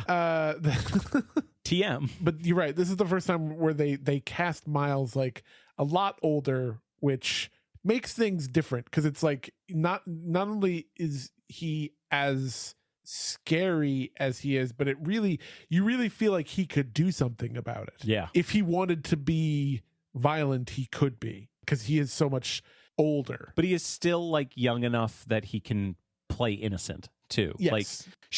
Like I still bought that the governess wants to save him. Yeah. Yeah. Like she still sees him as a kid. Another thing that this one gets right is the relationship between the governess and Mrs. Gross. Let me see who plays Mrs. Gross. Confusingly, it's Megs Jenkins again. Yep. Somebody got to play her twice. I love it because now she's like age appropriate for the character because it's like 13 years later. not only is she just as good in this one as she was in The Innocents, she's different. Like, this Mrs. Gross is different than the one she played before. They're two totally different, like, I say totally different. They're two different interpretations of the character, but both of which have a really good relationship with the governess and are really fun to watch. Like, second only to the Redgrave family, Megs Jenkins definitely, like, deserves a mention here. Yeah. As being very important to the turn of the screw on screen. Yeah. This one, I do want to say something about ambiguity. There's a point in this one when Flora gets up and starts talking to Jessel. Mm-hmm. And this was the version that made me, I'd kind of thought this before, but this was the one that made me realize I prefer no ambiguity about the ghosts. Mm-hmm. That's not me saying anybody else should feel that way, but for me personally, I want there to be ghosts. I want there to be actual ghosts. You can have ambiguity about other stuff, but for like, I love it when there's real ghosts in this story. I prefer that too. Because like if the ghosts are real, then there's like romance and like there's a romance to the story. Yeah. But if she's just purely slowly losing her mind and goes and then it's just like sad and fucked up, like, you know, like, yeah, which is okay for especially a horror story to be, sure. But it's so much more interesting when it's sad and fucked up and a bunch of other things. Yeah, and the ghosts are necessary for it to be a bunch of other things. Oh, I also think it's worth mentioning that Miss Jessel dies in many different ways throughout all of them. Usually she has drowned, right? Like not by accident, walked herself into the or supposedly walked herself into the lake. In this one, she shot herself, though. Yeah, I'll mention the various ways that Miss Jessel has done herself in. Okay, before we move on, like I think this one's really fun. I think I get excited anytime we watch anything that has Dan Curtis's name on it. The staging of the finale is, I thought, genuinely compelling and scary, and I really like it. One of the things I like about Dan Curtis is that he embraces the medium of television. Like, he knows what he can get away with. He knows how he can do effectively scary and creepy with TV budgets and TV schedules. Like, anything he does, like, you can do amazingly scary and creepy things just with some simple editing and place a character in a place they shouldn't be. Dan Curtis understands that really, really well. So far, I haven't watched anything that he's done and felt like, well, I could see what his ideas were, but the budget really wasn't there for it. His reach exceeded his grasp. And like, I never feel that way. I feel like he knows what he's doing within the realm of television. And the finale of this one, there's ghosts and Miles dies. And the way he stages it is, like, I'm going to describe the end. It's still worth watching. The governess is at the top of a flight of stairs holding Miles close to her. And Quint is at the bottom of the stairs. And she's staring down at him. And Quint is looking, like, malevolent as shit. She's, like, hugging Miles closer and closer. I can't remember exactly whether, like, something is said. But she, like, looks at who she's holding. And it's Quint. Right. And then she looks down where Quint was. And it's Miles. Yeah. And that's where it ends. It's so clear in that moment. Miles is dead and she lost. Yeah. Incredibly creative way to stage it. It requires no special effects. It's also exactly what TV and film can do that theater can't do. Yeah. And it, like, a book could do it, but the book doesn't do it. And it doesn't really need to do it. Like, that's just creative and I love it. Yeah. Do you have anything more to say about this one before we move on? No, I don't believe so. Okay, so now here's where we take a dip in quality. Luckily, also in runtime. Yes, this one was like an hour, wasn't it? This was the only one that is an actual, like, TV show episode. And yet it felt like 3. Yes, it did. Well, and it also, you know what helped is that you thought this one was going to be super long because the YouTube video is one of those weird ones where it plays it and then kind of plays half of it again. And so then it just ended halfway through the video and I was like, oh, that's nice. Yeah, that's the opposite of scary. That's delightful. Yeah. This was an episode of an anthology show called Nightmare Classics. That's only part of the title, though, because really it's Shelley Duvall's Nightmare Classics, yes. Otherwise known as Shelley Duvall's least successful of her 3 anthology series. Yeah, I didn't even know it existed. Yeah, well, they had lots of plans for many, many episodes, and they did not do many of them. I think they, like, 4. I think it was just 1 season. It aired on premium cable. I don't remember which network. And it's very much geared towards adults and geared towards doing the Shelley Duvall thing. Like, let's take a classic story, whether folk or, we know who the author is, and we're going to do our own version of it. Where fairy tale theater was so fun and irreverent, and where Tall Tales and Legends was maybe not so great, as we experienced in our Legend of Sleepy Hollow episode. This one's rough. I mean, who knows? Maybe there's some episodes of this one that are good. This one's not. Nope. So this one was directed by Graham Clifford from a script by James M. Miller and Robert Hutchison, and it stars Amy Irving as the governess. She has no name. It doesn't work. Like, it doesn't work. No, I like Amy Irving as an actress. I'll say that. But like, sure. I don't think that this being poor was her fault. But like, no. But I'm also saying it's just like, I'm not going to say that even her portrayal works really well for this. Yeah. But I like her as an actress. I mean, I think her performance is good. There are a bunch of performances. Like, here's another person that's good in it. David Hemmings plays the uncle. Okay. And he's one of those guys that you'd recognize him if you saw him in something. He's got a voice for just British actor, voice for the ages. He's pretty good. I don't like what they're having him do because they're making like a creepy uncle that hits on her a whole bunch at the beginning. And it feels like, okay, so this is the one where like, I imagine that James M. Miller and Robert Hutchison were just like knocking their heads together trying to crack this script and couldn't do it. And they were like, Shelley, we don't know what to do. It's been done. Like, creepy people in haunted houses, you of all people know that's been done. And she goes, guys, here's the deal. The turn of the screw. And they're like, oh, this is the sexy one. Yeah. It's super sexy. And it's like, even when it's not sexy, it's about sex. Like, this is the one where the governess shows up at the house. And boy, there's lots of naked ladies all over the place. There's naked lady sculptures and naked lady paintings everywhere because the uncle loves them. And the story is saying very specifically, one of the reasons why Miles is as shitty as he is because he's surrounded by so much sexy sex. Yeah, it's corrupted him. But is that bad? She like makes them move all the art to the attic, and there's literally a thing at the end where, like, in the story and in the other versions, she's like, say Peter Quint's name and that will show him that you expel him from the premises. And in this one, she's like, destroy these sexy paintings to show that Peter Quint has no hold on you. Yeah, it's pretty ridiculous. But like, I will say, making it about sex, like, that to me, like, is an interesting idea. I think the execution is not there, but it's an interesting idea. Is this the first one where he smooches her in her room, or has that happened already in other adaptations? Don't know. I think this one, Miles smooches her. Yeah, like, it could have happened before, but this one is like salacious about it. Because it's salacious about everything. Yeah. Also, isn't this the one with like Peter Quint? He's like kind of real Iggy Pop looking. Real, I don't know if he looked like Iggy Pop or if he looked like Richard O'Brien in the Rocky Horror Picture Show. It's something like that. Yeah. He's got that kind of like gaunt, stringy hair situation. Yeah.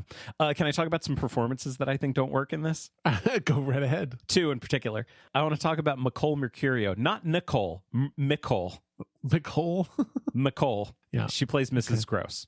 Okay. Which, not that it matters, but is spelled Mrs. Gross in the book and in all the versions, it's Grose. This is, I think, the only one where it is like Gross. It's the only one where she's Mrs. Gross.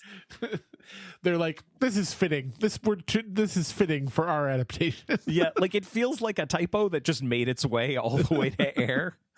The thing that I had with her was that I couldn't really tell where she was from. I don't know if you recall her accent in this, but it is weird and all over the place. And I kind of thought she definitely struck me as someone who is trying to do like a British accent, but she sounded Swedish. Okay. Nicole Mercurio is American, and I have no idea what happened.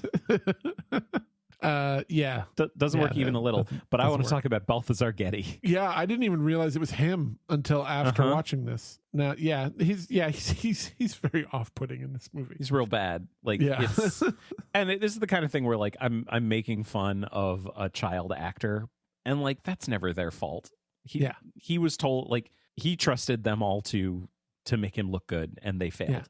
He's doing the kind of thing where he is speaking British.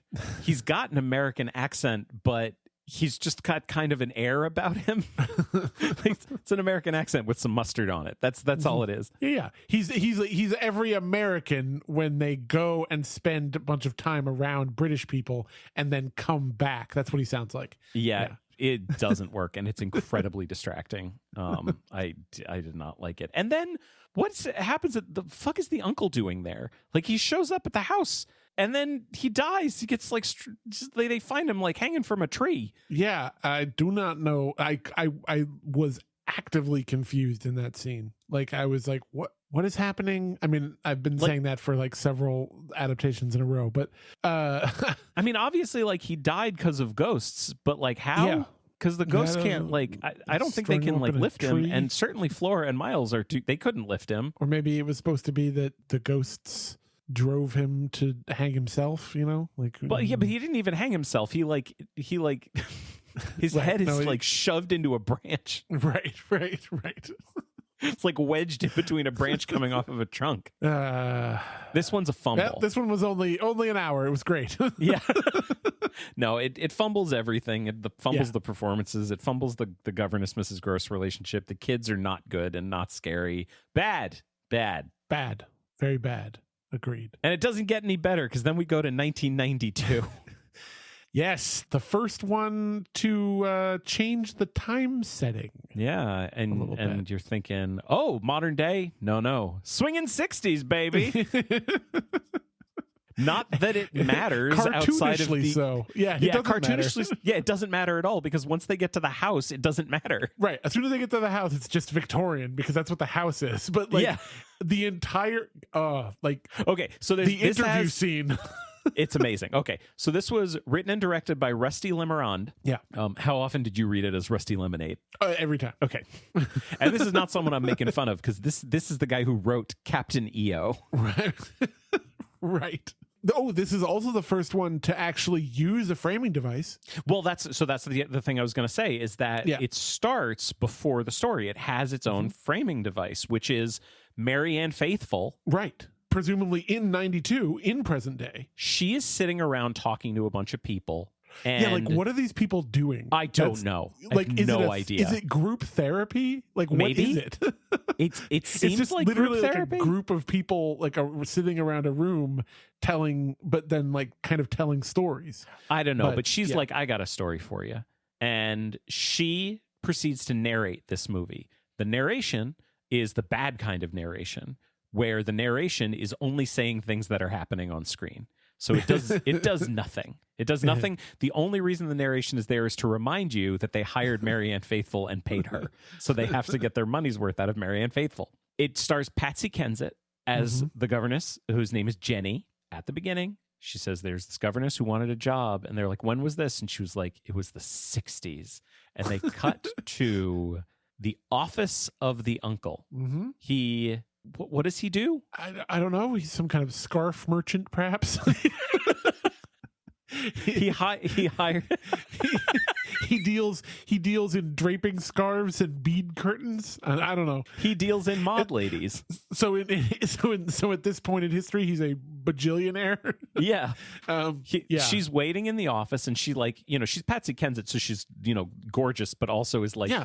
They've styled her like she's an incredibly 60s looking person. Yes. Yeah. Like, but she's there in the office. There's these other women waiting to go talk to this guy, and they are like models, clearly models. And they did their whole all the 60s stuff is just in this one scene. There's no 60s stuff anywhere else. People like believe us when we say that the first 10 minutes of this one it's like an Austin Powers movie. Yeah.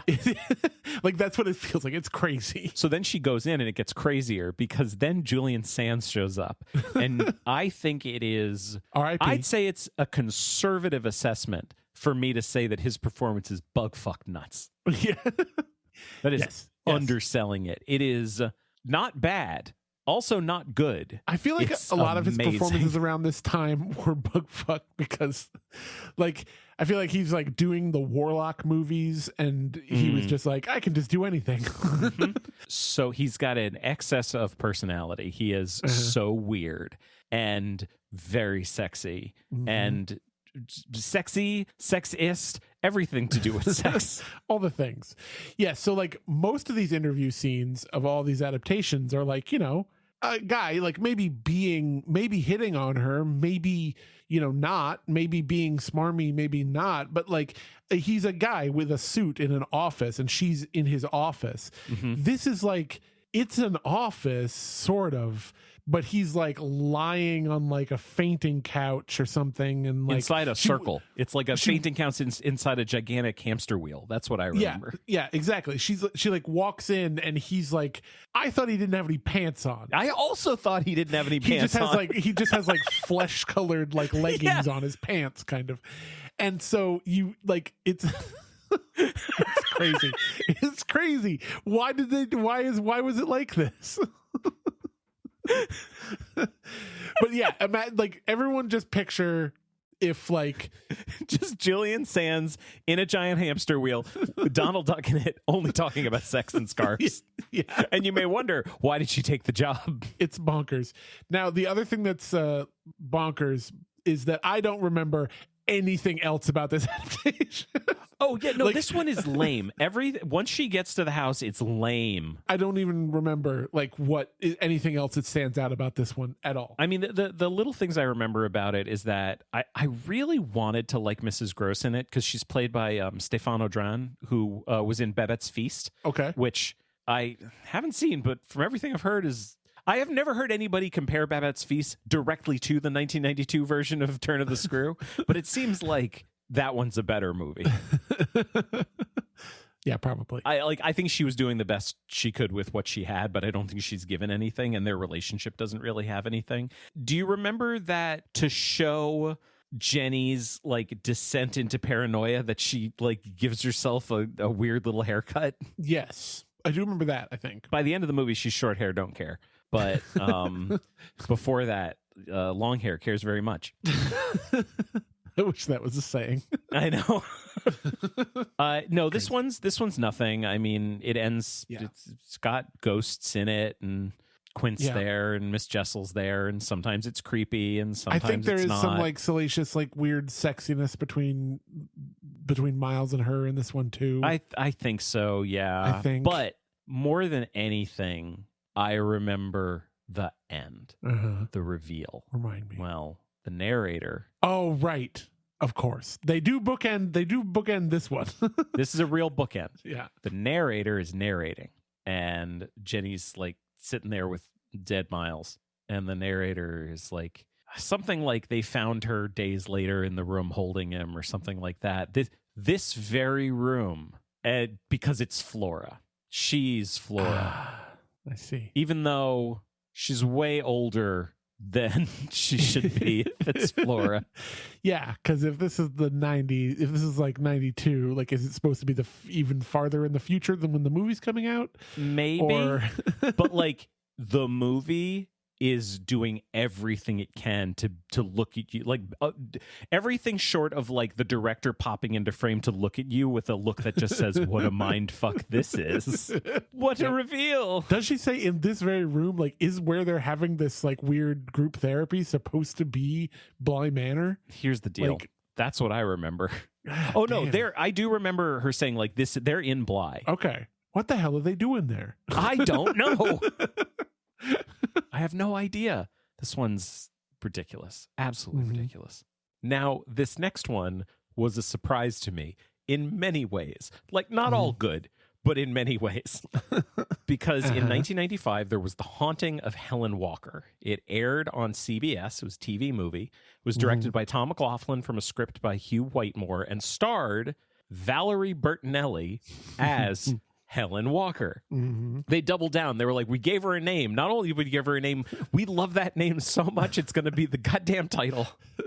We're making a ridiculous change to the whole thing so that no one knows what this is, and we think the name sounds spooky. Yeah. Well, it's got haunting right in the name. All right. Yeah, this one. I don't know Valerie Bertinelli that well. Like, I'm aware of Valerie Bertinelli. I've been aware of her for a really long time. I had completely forgotten that especially at the time when this was made, she was married to Eddie Van Halen. Did you know that? No, I did not. Yeah. No, I did not know that. So her governess is American. Yeah. And I feel like we need to talk about that for a second. Okay. Because in every other way, this is the turn of the screw. It takes place in England, but she is American. And I guess my question is, can the governess be American? Yeah, I mean, I think so. I think that there's interesting ways to do that. I think so too. I asked myself that question while I was watching it, and I couldn't come up with a good reason why not. Mm-hmm. And so when I say that her performance didn't work for me, I want to be clear. It's not because she's playing American. No. My problem was that she felt like a modern American. She didn't feel period accurate. Yes, and this is still a period where they were not messing with the period of time. No, so it's still, if you can do American, but it still needs to plausibly feel like the period, and it did not to me. Mm-hmm. But other than that, like, it's the turn of the screw. Like, she gets hired at the beginning and goes off to Bly, meets the kids, the haunting, et cetera, et cetera. Like, it's the turn of the screw. What'd you think of this one? This was at the height of me just being like, I didn't like it. It's not that it's necessarily so much. Can I do my impression of what I felt like your reaction was to this one? Come on. Look, let me explain it. And I've kind of been saying it the whole time, but it's not even about how good or bad. Like, at a certain point in my arc of watching these, right around, but like definitely this point, it started to be that it wasn't even about how better or worse any of them were than any others. It was that, like, they were all like just the same like so similar. Like, no one was trying any different plot things or any like significant, like, obviously, okay, this one's the governess is American, but like, sure, there aren't really any changes other than that. Like, I mean, not a ton, at least. No. And maybe it's because I was watching them all too fast, too close together, too furious. Yeah, exactly, too furious. It just started to feel like it was like oppressive to me how it was just all the same scenes over and over again, you know. That it felt like I was watching like the same and the way that the same ways that a lot of the lines were said and scripted, and it just started to feel, maybe it started making me feel a little bit crazy. That's all. Yeah. That's fair.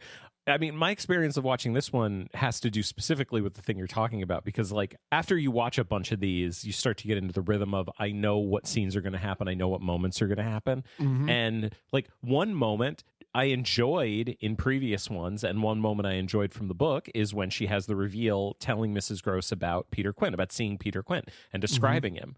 And Mrs. Gross is like, what? No. What? No. Like, that's essentially her reaction. I think I'm quoting it directly from the book. It's usually like, do not tell me that. Like, yeah. I don't want to hear any such things. Yeah. In this one, I remember very specifically at that moment kind of checking out, because so Diana Rigg plays Mrs. Gross. Yes. Diana Rigg, she's wonderful. Yeah. One of the greats. I think she's given nothing. Mm-hmm. She's great, but like, I worry that they only gave her one take to say that Peter Quint is dead, because the way she says it, the only way I can describe it is limp. Like, it doesn't mean anything. It's not, she certainly doesn't seem freaked out. She doesn't seem like she's feeling anything at that moment, and not in a good way. And that's kind of like, so that moment for me was like, oh, well, that's the worst interpretation of that moment I've seen so far. And that it made it hard for me to like the rest of it, because then I started seeing that in more places. Yeah. Even though at first I thought I might like it, even though it didn't last. Like, it starts off strong. I remember that being the case too. Yeah. Because the whole thing starts off with Miss Jessel on the bridge throwing herself into the river. Mm-hmm. Okay. Strong start. Take. Yeah. And honestly, when Valerie Bertinelli shows up, and I mean, she was on One Day at a Time for a really long time. She was on, by the way, I just never clocked Hot in Cleveland as running for as long as it did, because Hot in Cleveland ran for a really long time. Quite a few seasons. I didn't know what it was about. When I read the synopsis of it, I was like, it actually sounds like a pretty fun show. Well, I mean, it obviously had a following. So yeah. Write me about Hot in Cleveland. Tell me what your thoughts are if you watch it. And then she also has like a ton of cooking shows. Mm-hmm. And as I said, she had been married to Eddie Van Halen. Sorry, Eddie Van Halen had been married to her. There you go. I have watched for this show so much shit. And I have watched so many American actors do terrible British accents that it was genuinely refreshing to see that they cast an American actress as an American character in a British story. Yes, I remember you mentioning this to me. Yeah. Like I was really happy about it. Like it really, I found it very endearing. Well, it was actually starting to be different and fresh, and and that's why this one was like ultimately one of the most disappointing, is because it just like it felt like it was going to be a bit of a take, and then it wasn't. Did you also get excited when she arrives at Bly and like Flora's standing in front of the house and she says hi to her and immediately Miss Jessel's face is in the window? I might have missed that. Yeah, it happens like immediately. And I was excited at that point. I was like, oh, they're going to add stuff. They're going to do like the Dan Curtis thing and like add they added nothing. After that, it's exactly the same as the book. Because I just went on a rant about all these being this, like so many of these being the same and it being oppressive to me. I do want to also say that was oppressive to me, and I didn't like that so many of them were the same. But I want to cut all of these adaptations a little bit of slack. Sure. And I want to say that I was thinking about recently why that was. Why so many of these over the decades, like, because you think about remakes and like things and like, you know, in our world now, how they're treated. Yeah. And it's every single one that comes out is always like, well, we got to do something new and fresh. We got to change it up. We got to make it different than the last one. You know, even if you start talking about superhero movies and stuff like that, you know, everyone's like, got to change it up. There's an example in this episode that we're going to talk about. Exactly. Yeah. But my point is that all of these ones from the 60s, 70s, 80s, even the early 90s, that I had to remind myself, in all of those decades, anyone seeing this new one you were making, maybe they saw another one on TV once, like when it came out, but then they were never seeing it again. I always have to remind myself how most of these were like TV movies, and even like movies were treated as disposable. Like there was no home video. There was no, like, you know, like no one ever thought about how like everyone's so familiar with the old one. Yeah. They're going to hate it if we don't change it up for the new one. That wasn't a thought that people had when they were doing a new production, you know? Or certainly not to the same extent, like at all. I mean, it's one of the reasons why I really love those, like, you know, like Ford's Star Time and like Movie of the Week and stuff like that. Like the whole point of those is that it was the movie that you saw in the theater. Tired of just remembering your favorite movie? Now you get to watch a shittier version of it, but at least you're watching it. And at least you're watching it thanks to Ford Motor Cars. Just to bring it back to this one, and the only reason I'm even bringing it back to this one is because I want to move on to the next one. It was so boring. Yeah. It was so boring. I remember taking a note that there was 20 minutes left of the 90-minute movie, and I felt like I'd been sitting through 2 hours of it. Mm-hmm. If I watched it again, I could probably figure out like why I felt like it took so long and what the actual problems were that made it feel so long. It's just boring. Yeah. And not scary. And isn't that the greatest crime when you're adapting The Turn of the Screw? So that's The Haunting of Alan Walker. Then in 1999, there were two. What do you want to do? You want to do good news, bad news, or you want to do bad news, good news? Let's do good news, bad news. Good news, bad news. So the good news is that The Turn of the Screw came out. It was a TV movie in 99. It was directed by Ben Bolt from a script by Nick Dear. Jodie May plays Miss. She's the governess. Everyone just calls her Miss. Jodie May's so good. She's shown up in stuff we watched on this show before. Yeah. I've definitely seen her in some stuff. She's great. It also has a couple of friends of the pod in it that I want to mention because we mentioned before Colin Firth is in one of them. This is the one he's in. He plays the uncle. Oh man, that first scene where he's telling her about Bly, he's doing like quiet bedroomized Colin Firth, and it's intense. This is definitely, you know, one of the ones where the context seems to be that she's like, man, if this goes well, I might get to marry this dude. Yeah. And like, that's a great way to sell it. Yeah. Really good way to do it. But the other friend of the pod that's in this and in a much more impactful role is Pam Ferris. Okay. Who plays Mrs. Gross.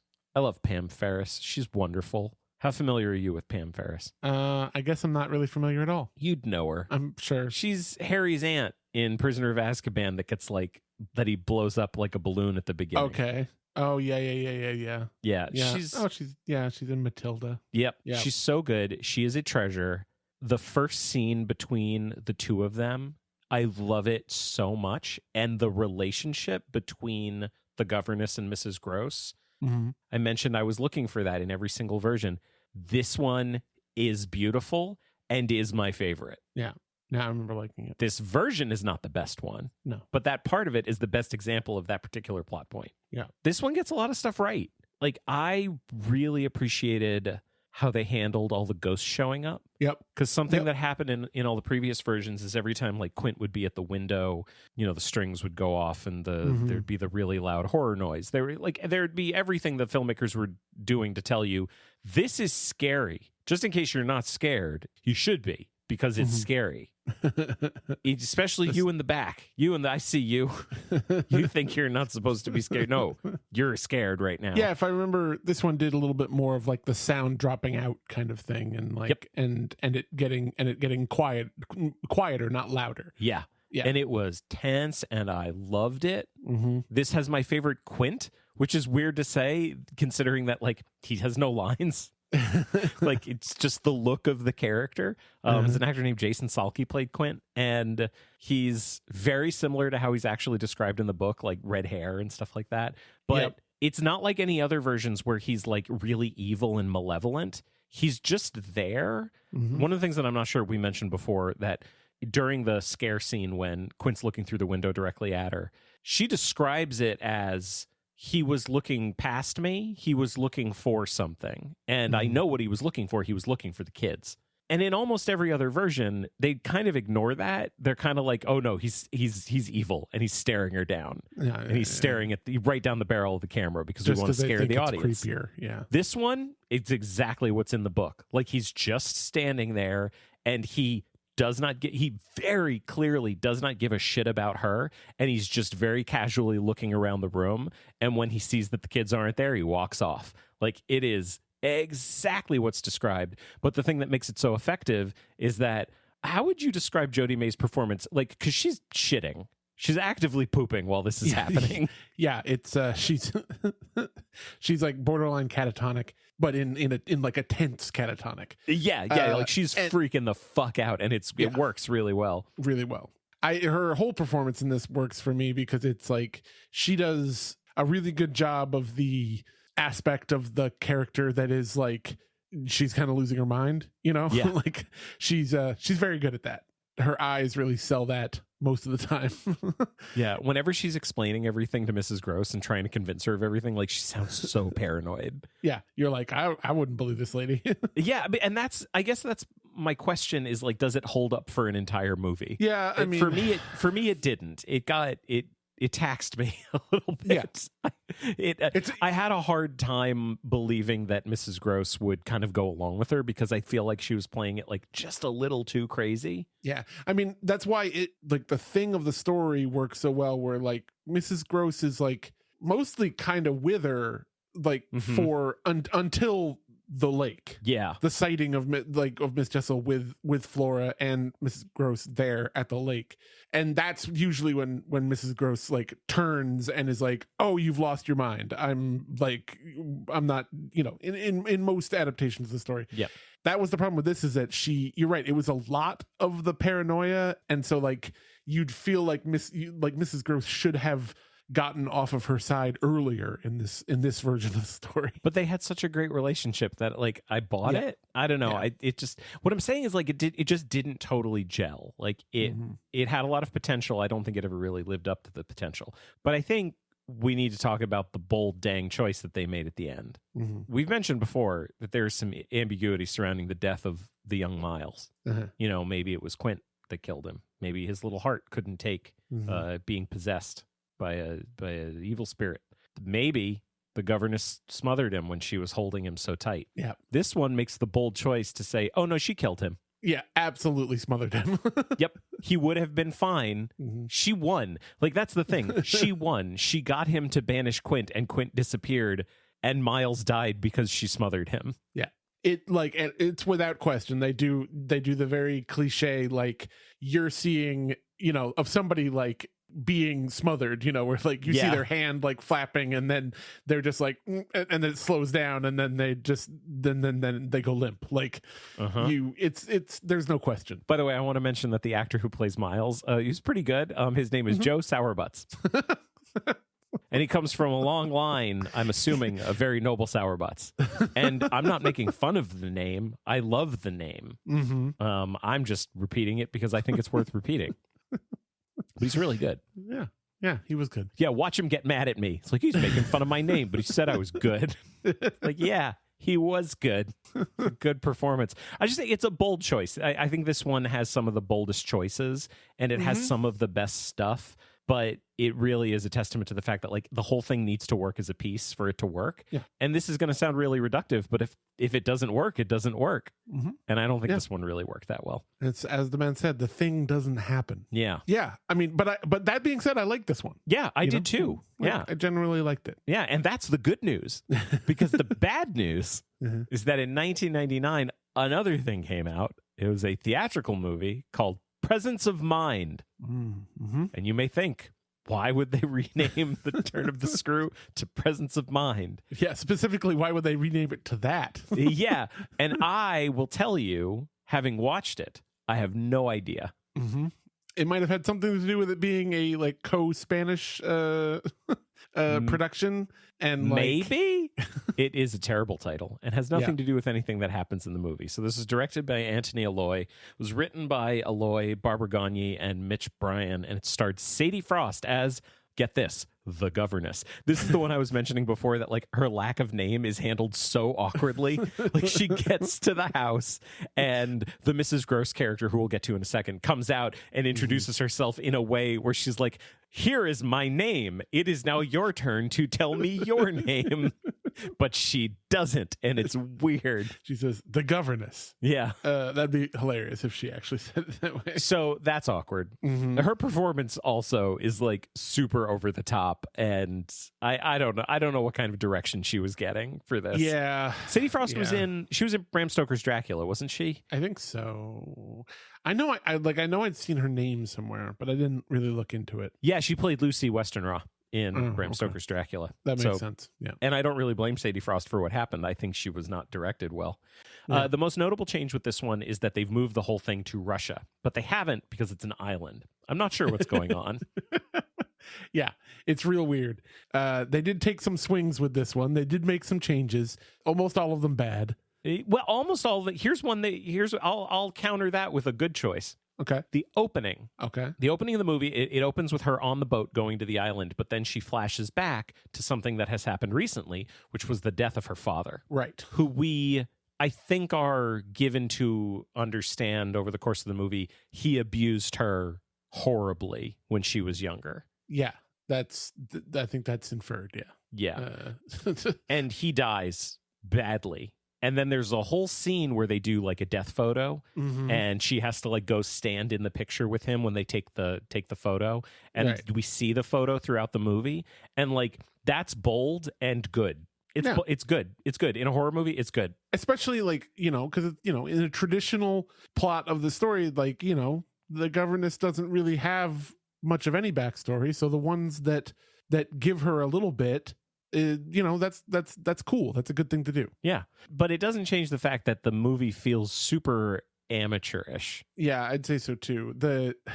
I don't know. It just, everything kind of feels stilted. Yeah, like set up the camera, get the script, but no real understanding of like how to assemble no real understanding of how to assemble a story, which is again reductive, but like this doesn't come together at all. No. This one did some, did like the stunt casting of the male character, that like actor you can put on the poster. Yeah. And, the master is Harvey Keitel. Okay. So the master is Harvey Keitel, and his secretary is Jude Law.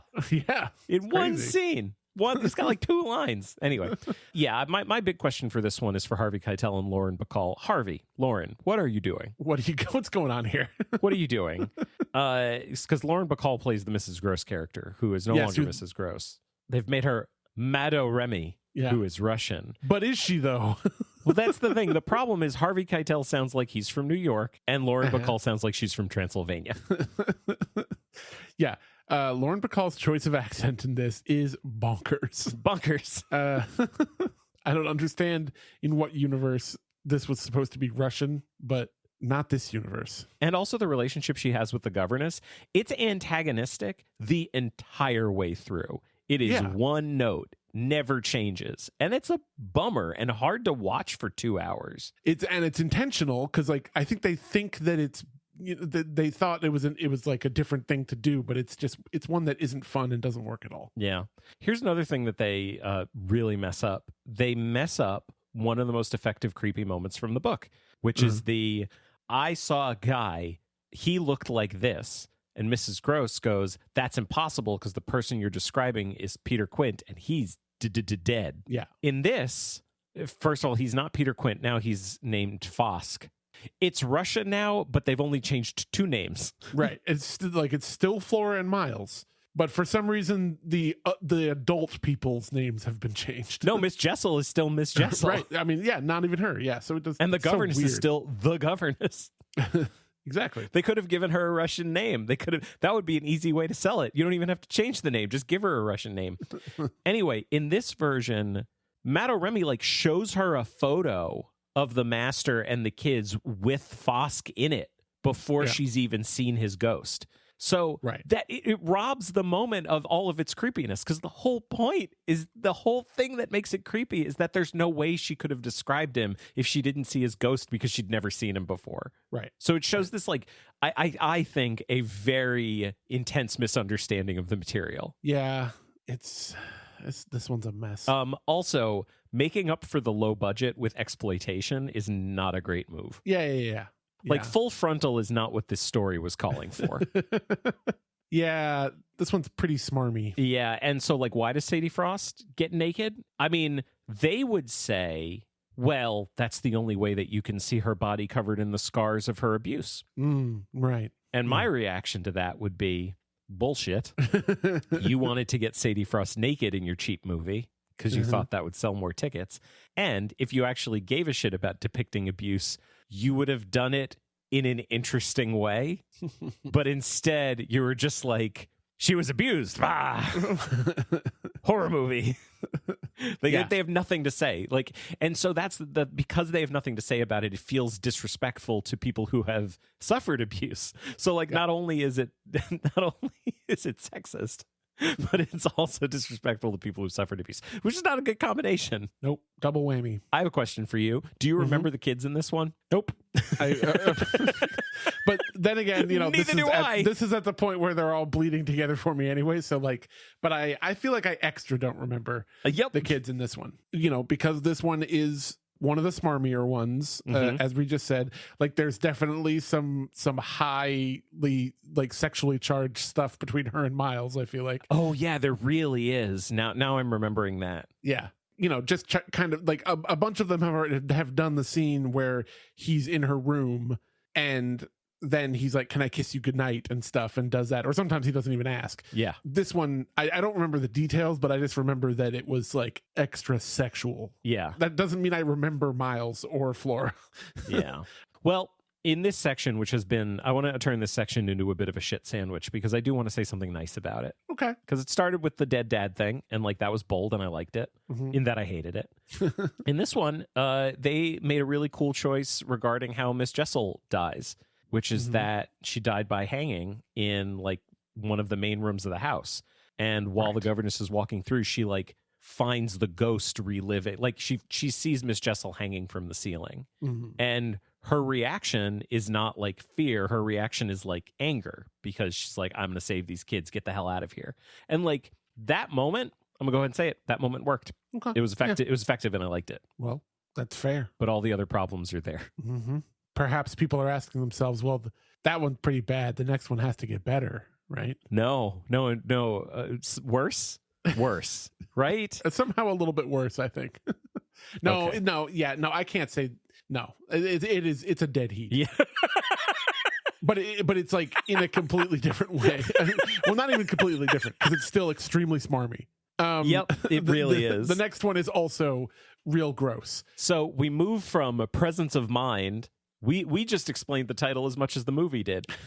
After Presence of Mind in 1999, there was In a Dark Place in 2006. We're into the 2000s, everybody. Yep. So this title, you could retitle any horror movie In a Dark Place.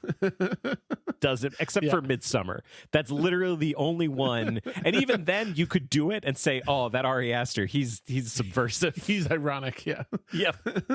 For those that don't know, Midsommar takes place almost entirely in the daytime. Yes, in bright sunlight, with flowers and butterflies in a field. But it's a horror movie. So In a Dark Place was directed by Donald Rotuno from a script by Peter Waddington.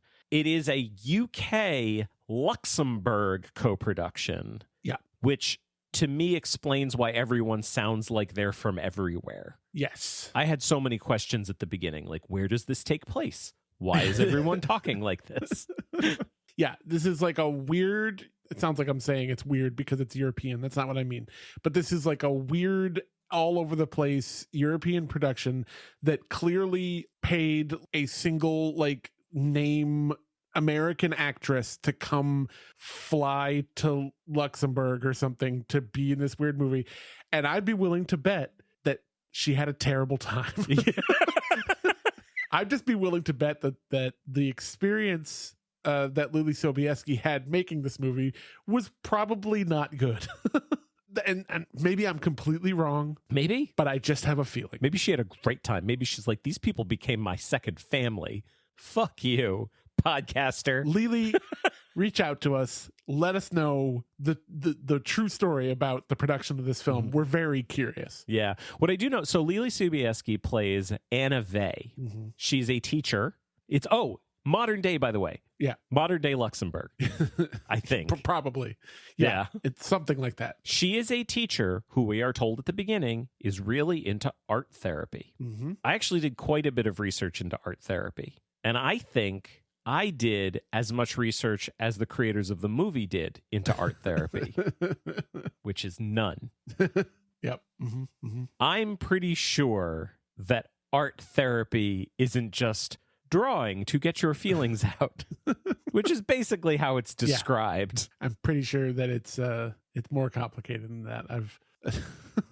In fact, I know I have read a book that references art therapy pretty specifically, and I can say conclusively it is a lot more than that.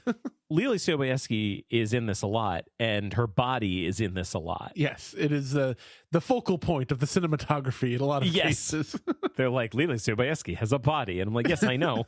I'm aware of that. Yes, like all of like the costume design, the art direction, the cinematography is all focused on this. Yep. Which, this applies to a later one too. There's a lot of people, and probably includes the people that made this movie. And I think that this aspect itself is not necessarily problematic, is that a lot of the classic idea of some real classic horror movies is just put a beautiful woman in the center of this story and have her in it a lot, and the scary stuff is happening, and that's kind of the thing. Yeah. You get a B just for showing up. Yeah. I feel like there's a little bit of that kind of classical feel in this, but it also seems gross. Yep. Well, let's get to Miss Gross for a second. So Miss Gross is played by Tara Fitzgerald, who is, like I said, it's present day. The master, he's not the master anymore. He's Mr. Whatever the kid's last name is. I can't remember. I didn't write it down. He's no one and is only in one scene. And also I'm pretty sure is dubbed because so many people are clearly dubbed in this movie. Yes. But she's like his personal assistant who also is just at the house all of the time, which is kind of never really feels plausible. I'll just say it. Turning Miss Gross into a predatory lesbian interesting, weird choice. Is extremely cool. I love it. No, they think they think they're being really progressive or shocking by having it be a reveal that Gross was in love with Miss Jessel. It was kind of like a love triangle because Jessel was in love with Quint and they had their whole like weird abusive relationship. But Miss Gross was in love with Jessel the whole time. And that's revealed, but it never means anything because it's just bad exploitative exposition. Hey everybody, Jeremy here, just jumping in for a second. So before this episode went up, Ari ended up listening to it, and Ari got very excited because this certainly to them sounds a lot like Daphne du Maurier's Rebecca and sounds like a bit of a ripoff of a certain aspect of that story. And I'm inclined to agree, and we wanted to make sure that got added in here. So little message from ex-co-host Ari, back to the show. Just the facts of that, of the fact that Mrs. Gross has a history and was in a love. It wasn't just Quint and Jessel who were having like a love affair. Mrs. Gross was involved in the whole situation. That's an example of like a thing that would be kind of an interesting take to do if it was done in any way good and meant anything for the story, which it doesn't. Yes, right, exactly. So that makes it worse. But then also it is made clear that she is, a gay. And like, I'm saying that I want people to understand, I'm saying that very specifically, like I'm talking about it the way the movie is treating it. Because because she's gay, she also is going to try to sleep with Anna. They make it clear that like Anna is drawn to her, but like also the scene where they do get together, Anna's going through some shit and Miss Gross absolutely takes advantage of her. That's very true. And it's like it's just shitty on a human level. I did not care for this aspect of the movie. There's some stuff in this that like we're talking about like, oh, that would be an interesting take, but there's just stuff in this. Not only is it all around like the filmmaking is not great and the whole thing is smarmy, but it's just like there's things that are done which just no other amounts of good could probably come back from, and that's definitely one of them. Here's another one. What's going on with the kids? They don't get along. Miles is a shithead. Like he's not even like a creepy kid, he's just a shitty kid. Yeah In the kind of way where you don't have to assume that he's being possessed by an evil spirit for you to think like he's just being really shitty the way a shitty kid is shitty. And it didn't make me feel like Anna would really care about protecting him or saving him because he's so shitty. But then there's this beautiful moment where I can't remember which character says this because I only wrote down the quote, which is someone looks at them. I can't remember if it's Anna or Miss Gross and goes, "They seem happy." It's like, fucking what? They seem like they hate each other. They seem absolutely miserable. Yeah. And there's no irony to the statement. It's said in all seriousness. It's just it's part of the weird, and like this one's very stilted too, like the last one, and so it's just part of the weird. Like, does anyone really have any handle on anything that's going on in this movie? In the world of the movie or in the world of production. Like, I just feel like nobody has really any idea what's going on. And nowhere is that more evident than the subplot throughout the movie. Like starting at the beginning, Anna is seeing this girl. And in the beginning, you're just like, oh, she's just looking at this girl. As she's driving away, there's this girl standing there outside the car as she's driving away. Like, that's interesting. Seems meaningful on account of they're drawing a lot of attention to it. But then the girl keeps showing up throughout the movie. And, like, I think it becomes pretty clear that it's her as a kid. And it becomes very clear that one of the things she's remembering is being a victim of abuse. Yep. So, again, we have a movie that thinks it has a lot to say about abuse, but I worry doesn't really have anything to say about abuse. Yeah. I didn't really realize until we've been talking about it, like how much a pair this one and the last one, Presence of Mind, are. Like, they are quite the little shitty pair. But then the thing that happens at the end is the worst thing that happens in all 12 adaptations we watched for this episode, I think. Jeremy was incensed, you guys. He texted me and he was like... No, not incensed. Incensed is the wrong word. It blew my mind. He knew that I was about like an hour behind him in watching this, and he was like, "The end. I can't even. Just text me when you see it." Like, he was just like, I was flabbergasted. Why don't you go ahead and explain what happens? Flabbergasted. So at the end of the movie, she has saved Miles from Peter Quint, but Miles is still alive, which is not how it goes. Usually, yeah. And she's acting kind of manic at this point and is like, I'm protecting you. And Miles is like, you're scaring the shit out of me. I'm going to run away from you. And she's like, no. And they turn everything. They subvert what we're expecting because now she's chasing him through the woods and he's scared of her. And she's like really having a tough time coming back to reality. And he like is crawling. He's like trying to climb across a tree that's going over water. And he ends up going deeper and deeper into the water and he drowns. And the entire time she's like, I can protect you. She's like out of it. She's crazy. She's lost it at this point. And he drowns. And we see the ripples, like the bubbles disappear, as he gets sucked under the water. And she's just sitting there. And suddenly they superimpose the face of the young version of her onto her. Yeah. And I promise you, everybody, when I say this, it looks like the worst Photoshop job I've ever seen in my entire life. It is. Well, because they do the thing where it like superimposes and then it freeze frames like the end of an 80s movie. Yep, it's like, the freeze frame too. It's they superimpose it. The face is devoid of color and doesn't look like anything else in the scene, and then they freeze frame as if to say, we made a shitty thing and we really want you to look at it. Yeah. Study really it. What slow-mo wasn't enough. We needed to freeze frame. It's the worst thing. It's really, really bad. It blows my mind that they did it. Crazy crazy thing where you just feel like something happened where, I mean, who knows? Maybe the whole thing was intentional and it's bad that way. But it also feels like the kind of thing where they just didn't have enough footage to or enough money to do something that they wanted to do, and they just did that instead or something. I don't know. This filmmaking is supposed to be about creative problem solving, right? And this is not creative problem solving. This was just waving your hands in the air and saying, I hope audiences don't mind. It was the best we can do. I hope they see how much we cared. Yeah. Well, I don't. This movie was terrible. Presence of Mind and In a Dark Place. I'm glad you're behind me now. Yeah. Seriously. Because then we have the next one. In 2009, there was a good one. Now, I actually found out, because I really liked this one. I think you liked it, and I really liked it. I didn't like it quite as, I just like it, and you liked it a lot. We're both wrong.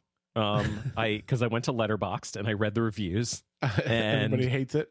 Everyone hates it. Everyone hates this one. I didn't check out the reviews on that one. Yeah, and I found that it seemed to me that universally the people that hate this were people that love Downton Abbey and were promised a Dan Stevens, Michelle Dockery pre-union.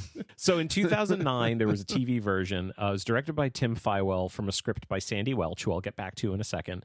Michelle Dockery plays Anne, the governess. And there is a big framing device in this. It's called Turn of the Screw. Yep. In this one, there is a framing device that isn't just a framing device. It is, but it's not just the kind of thing where it's like bookends. It is throughout. She's in an insane asylum following the events of the story, and she is being treated by a Dr. Fisher, who is played by Dan Stevens. And if people have watched Downton Abbey, Lady Mary Crawley and Matthew Crawley, who are distant cousins, but they fall in love because that's how it was done at the time. Michelle Dockery and Dan Stevens. And I watched the shit out of Downton Abbey when it was on. I gave up at one point. I quit that show. Not when Matthew, like, it's a spoiler alert, not when Matthew dies. But later there was a thing that happened that pissed me off and I stopped watching it, which I think happens to a lot of people. I remember hearing that a lot of people made possibly the same choice. I never watched it. Yeah, it was pretty good. It was pretty. Yeah, not for any particular reason. I just never got around to it. But this predates it, and I actually saw a really cute little interview for Michelle Dockery where she talked about auditioning for Downton Abbey, and she was like, I was reading with all these different people, and at one point they said, you're going to read with this guy Dan Stevens, who she had met doing the Turn of the Screw, and she described her reaction at the time going, oh, that could work. Like the two of us, that could definitely work for these two characters. And like, I think that's really sweet because I think they have great chemistry, and I like the two of them a lot. And I really enjoyed every scene between Anne and Dr. Stevens in this one. Yeah, they're both. I mean, I've loved Dan Stevens in pretty much everything I've ever seen him in. I don't have a lot of experience with Michelle Dockery, but she was great in this. Yeah. So she's really, really good. Yeah. And I do want to mention in the framing device, Dr. Fisher also has a professor that's working with him who is played by Corin Redgrave number 3. He is Michael's son and Lynn's brother. Okay. So he is our third Redgrave appearing in A Turn of the Screw. And like, yes, as far as this being a pre-union of the two of them, yes, it's neat if you like Downton Abbey, but from all of the reviews that I could see of this, like user reviews, it's like the only thing people could talk about is that these two were together in Downton Abbey. Interesting. You get the feeling that like maybe a bunch of people watched this because of that? Yes. Okay. Yeah, that seems like a bad reason to watch this. Yes, I would agree with that. And so, yeah, apparently we're wrong. Apparently this is really bad because that's what the Letterboxd reviews are. Another thing about the kind of the unique take on the framing device for this one is that, this is a modern production. The framing device was able to like kind of do a nice thing of like calling out some bad things happening to women at this time, and like at this at this time in history, and stuff like that. Actually had a little bit of an eye for that kind of thing, which was nice. This script has so much to say about women, and I was here for all of it. And it's handled like this is.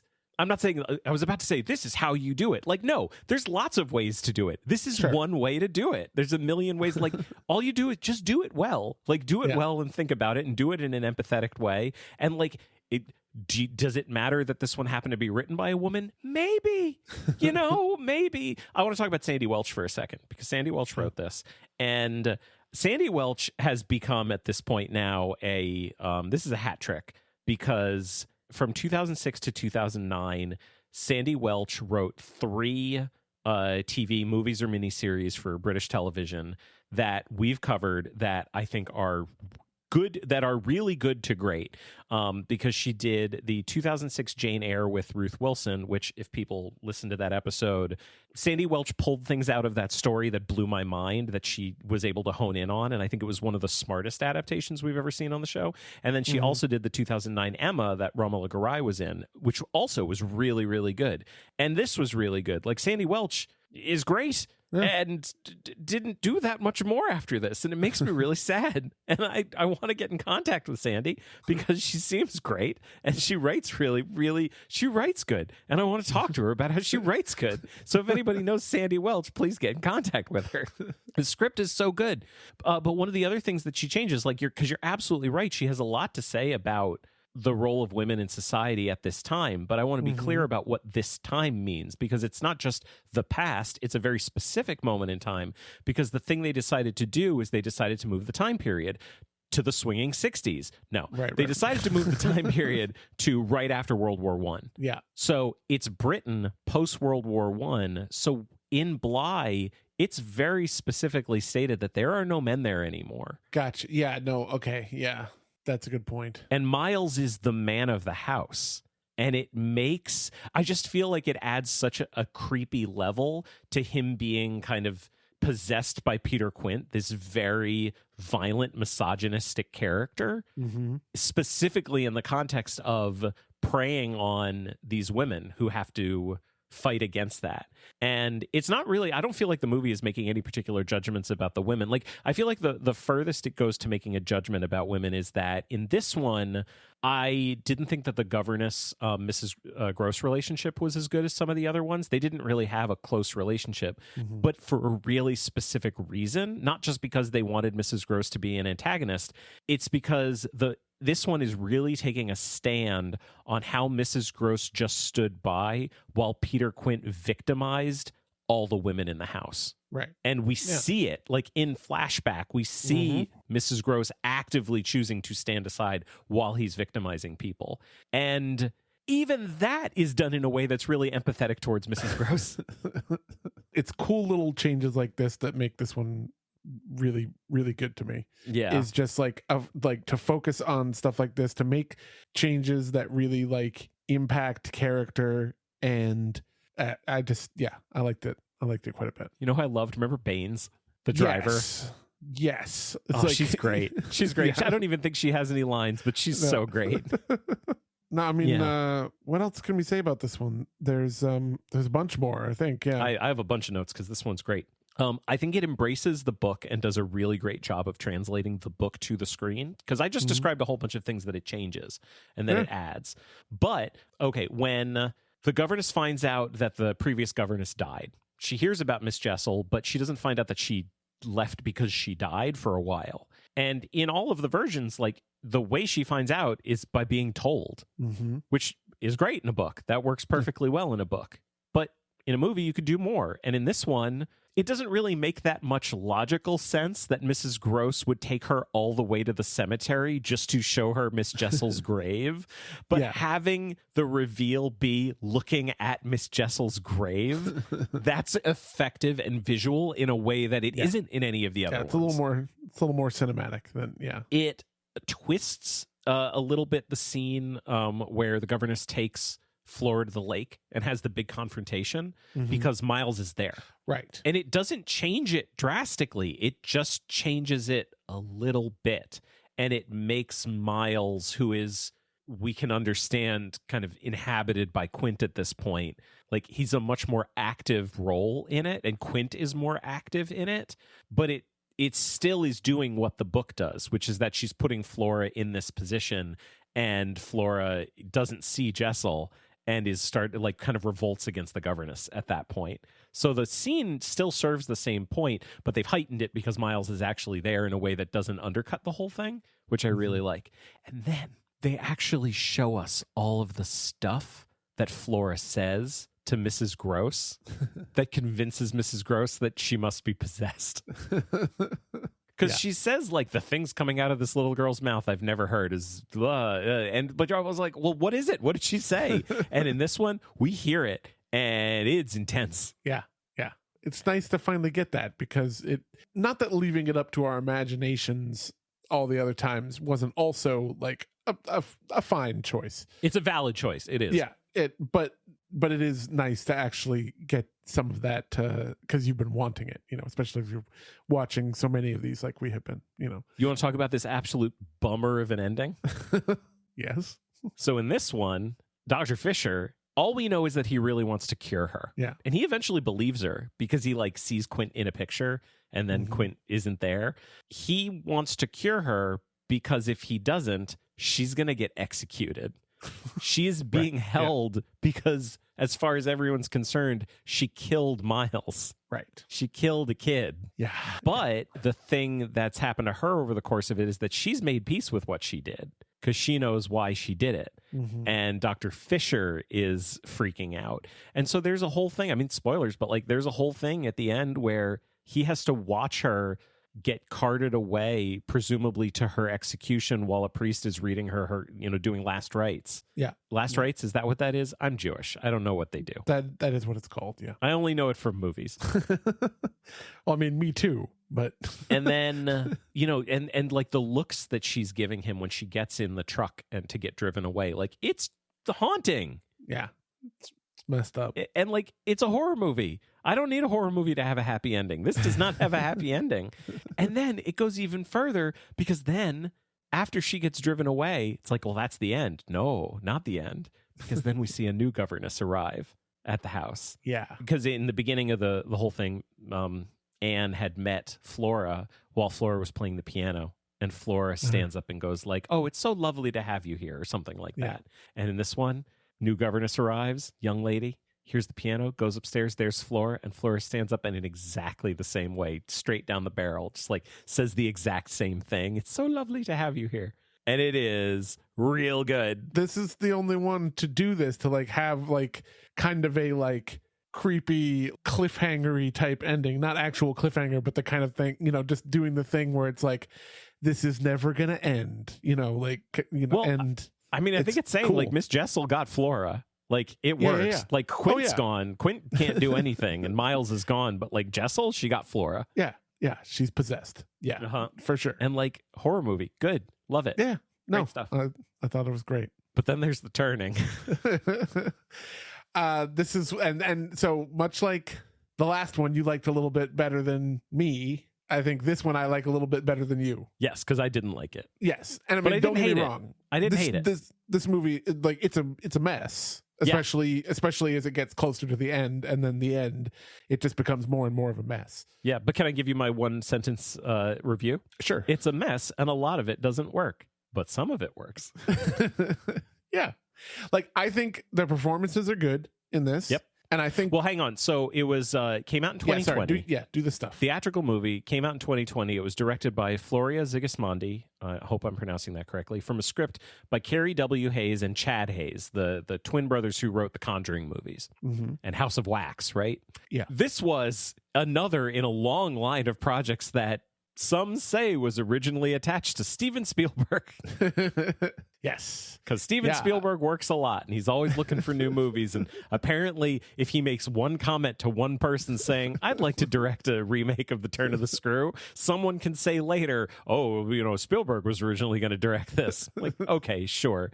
It had a really messy development. It was in development for years, went through different filmmakers. Yeah, had a different director originally. And it was like 5 weeks away from production, and then Spielberg pulled the plug. Yeah, personally, supposedly. Yeah, because it had gone too far afield of what they had signed on for. Yeah. So because DreamWorks did it, so Spielberg was in like some manner of producing capacity. Yeah. But then they put it, they put it back into production after losing a lot of money on that original thing. I think who was it? Alfre Woodard was originally cast in it as I'm assuming Mrs. Gross. Yeah, maybe, or I mean, probably. Like could have been the governess. That would have been neat. Well, no, because Rose Leslie was going to be in it too. Right, so I think she was going to be the governess, and I think Alfre Woodard was going to be that makes Mrs. sense. Gross. Yeah, I think so. So the one we did get is starring Mackenzie Davis as Kate Mandel. Yeah, Mackenzie Davis. I got no notes. She's great. I got no. She's great. She's great in everything she does. She's a favorite of mine. Yeah, I like her a lot. I love her in everything. And then who's this woman who plays Mrs. Gross? Oh, Barbara Martin. Okay, they went way too hard on Mrs. Gross's makeup for this. Well, I also it's just interesting that I didn't have any problem with the performance here, but they definitely went like very kind of traditional like horror creepy older woman with she this. Looks like a corpse. Yeah. She looks dead. She looks like she fell out of a Tim Burton movie. She looks normal in the way a normal person looks in a Tim Burton movie, which if you put them in a real movie, they look like a corpse. Yeah, that's accurate. But she's pretty good. Is she? Yeah, I thought she was pretty good. She for what it was supposed to be. Maybe I don't necessarily agree with what the character kind of was in this one, but you're right. I'm being unfair. She actually is. She is pretty good. But this interpretation of the character I hate and did nothing for me. And she's like just antagonistic the whole time. Like they have no relationship. Mrs. Gross and the governess, no relationship at all. This one tries to, there's a bunch of things that we'll talk about where it does that thing where it's trying to maybe start to talk about something, but then doesn't end up talking about it really, or doesn't succeed at talking about it. One of those things is like class stuff and privilege. Yes. Like this, and the character of Mrs. Gross is kind of like the apex of like really trying to talk about that, where she keeps stopping Kate from disciplining the children. She's essentially saying like, they're better than us. You don't get to criticize them. Like they're rich. She's like mad at Miles because he won't take his plate back to the kitchen. And he's like, I don't do that. Like Mrs. Gross does that. That's her job. Yeah. And Kate's like, excuse you, you will do it. And Mrs. Gross is like, they don't do that. Yeah. They're more important than us because they're going to be rich for their whole lives. Like, to your point, I feel you can't say this movie isn't about class. No, I'm not saying it isn't. I'm just saying that it starts a conversation that it doesn't finish. You can't say it's not about class, but you can't really say that it is about class. Yeah, no. It doesn't end up actually like saying anything about it. It just brings up the idea of a theme, but it's not really the theme. Well, I wonder if there was like two versions of the script that got mushed together, where one of them is like, here's the central theme of it, all the way through is class. And we're going to introduce that theme early on, and then it's all going to pay off at the end. Yeah. And we have another version of the script where the theme throughout the whole thing is mental health. Right. And like losing yourself and losing your mind. And we're going to introduce a whole bunch of stuff in the beginning, and then we're going to pay it all off at the end. And it's like those two scripts got like mashed together, but they kept the first half of one and the second half of the other. So thematically, the first half in this one is class stuff, and the second half is mental health stuff, but none of it means anything because it's either a theme that wasn't set up so it can't pay off, or it's a theme that was set up and never pays off. Well, first of all, I don't know for sure, but I think that's probably exactly what happened. I'm not kidding. That's my actual guess. And also, yes, you're right about them doing the first half of one, the second half of the other, but then they keep the endings of both at the same time. Yes. Well, hang on. Let's hold off on the end for a minute because I want to get to that bullshit ending a little in a minute. Yeah. I mentioned before, like, I think it's a mess and a lot of it doesn't work, but some of it works. Do you mind if I say a few things that I think don't work and a few things that I think do work? Please. Which do you want first? Do. The kids. Brooklyn Prince as Flora and Finn Wolfhard as Miles. Yeah. They're great. Like when she first meets Flora in the house, that whole sequence, I have no notes. It's great. It's fantastic. Like, what a novel idea. Flora's got a personality, like a real personality. She has a lot of she feels like a little kid. Well, yeah, but she also feels like one of those great, like, you know, precocious, like slightly older than she is, like, kind of little kid that is great in movies, you know. Yeah, her introduction is great. Like, the two of them exploring the house together, and the script and the performance of Flora, like Flora's lines and Flora's performance is perfect for like a little kid explaining how this house goes. Like it just is great. I got no notes. It's fantastic. And then when Miles shows up, Finn Wolfhard's a really good actor, and they write him in a way that is compelling, and he feels like a real character. Like Miles feels like a real character. He doesn't just feel like a creepy kid in a horror movie who's possessed by someone who's just like, you know, Children of the Corn, Village of the Damned, whatever something of the something you want to talk about. Like, it doesn't go anywhere. Like, I don't think it ends up really working that well at the end, but I think they're the best parts of the movie, other than Mackenzie Davis. And I really like that at the beginning. Yeah, no, they're good. As far as the stuff that doesn't work, it's a period piece. Yeah, I think it's one of those things that's that's like a 90s period piece, or just purely to like not have cell phones. I think so. I think is what it is. Like, that seems like the only reason. Yeah, and how do they tell you that it is the early 90s when it starts? Well, it starts with a news broadcast about the death of Kurt Cobain.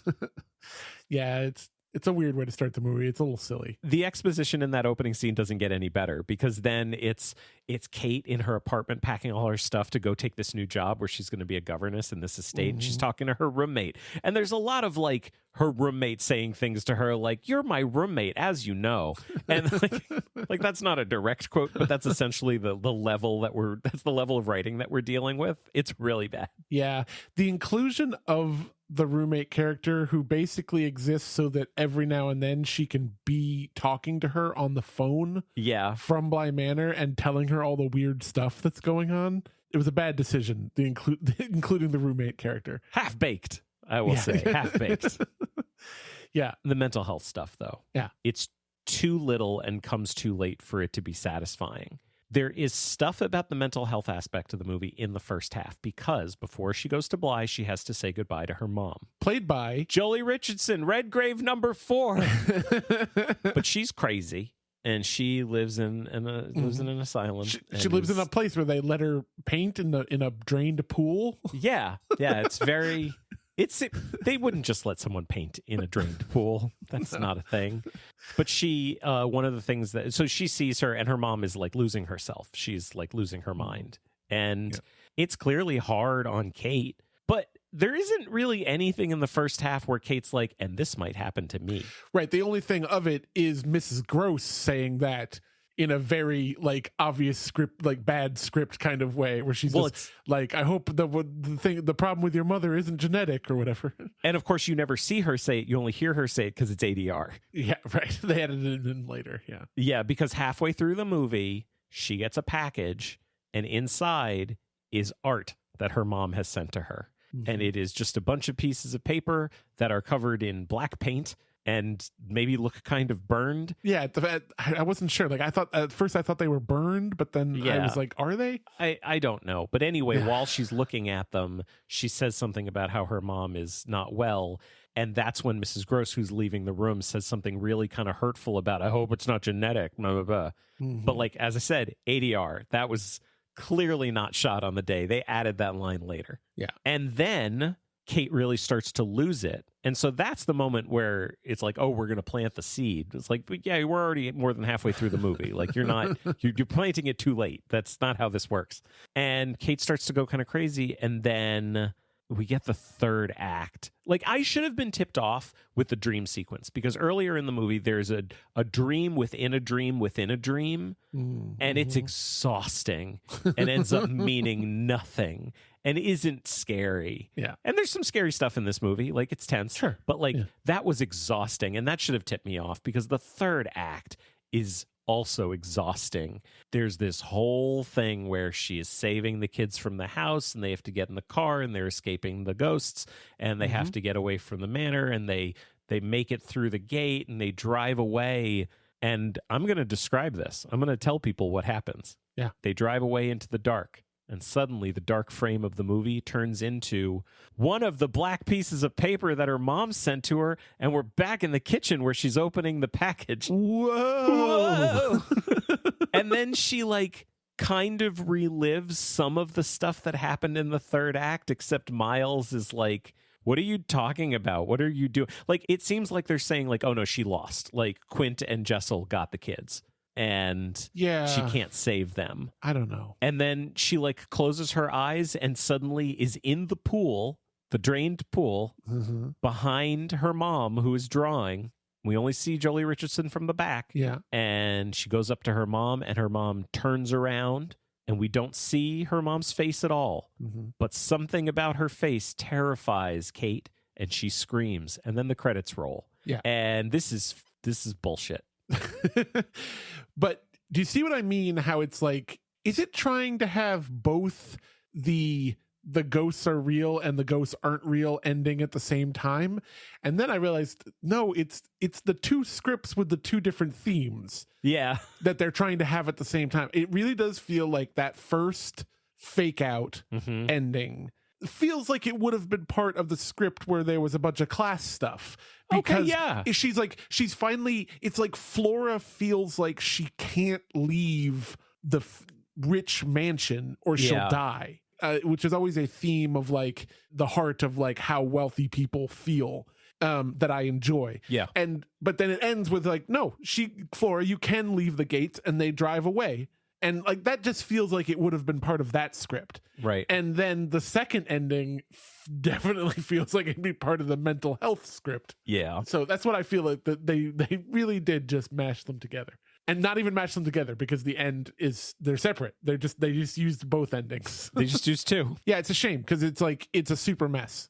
But it has like good bones is not the right term, because good bones for a movie, I feel like it actually denotes like a good script, and it doesn't have that. No. So it has good fundamentals. There's talent on screen. Yes. But yeah, too bad, because it could have been cool. But it was lame. Anyway, in 2020, there was our final turn of the screw. It was a 9-part miniseries on Netflix.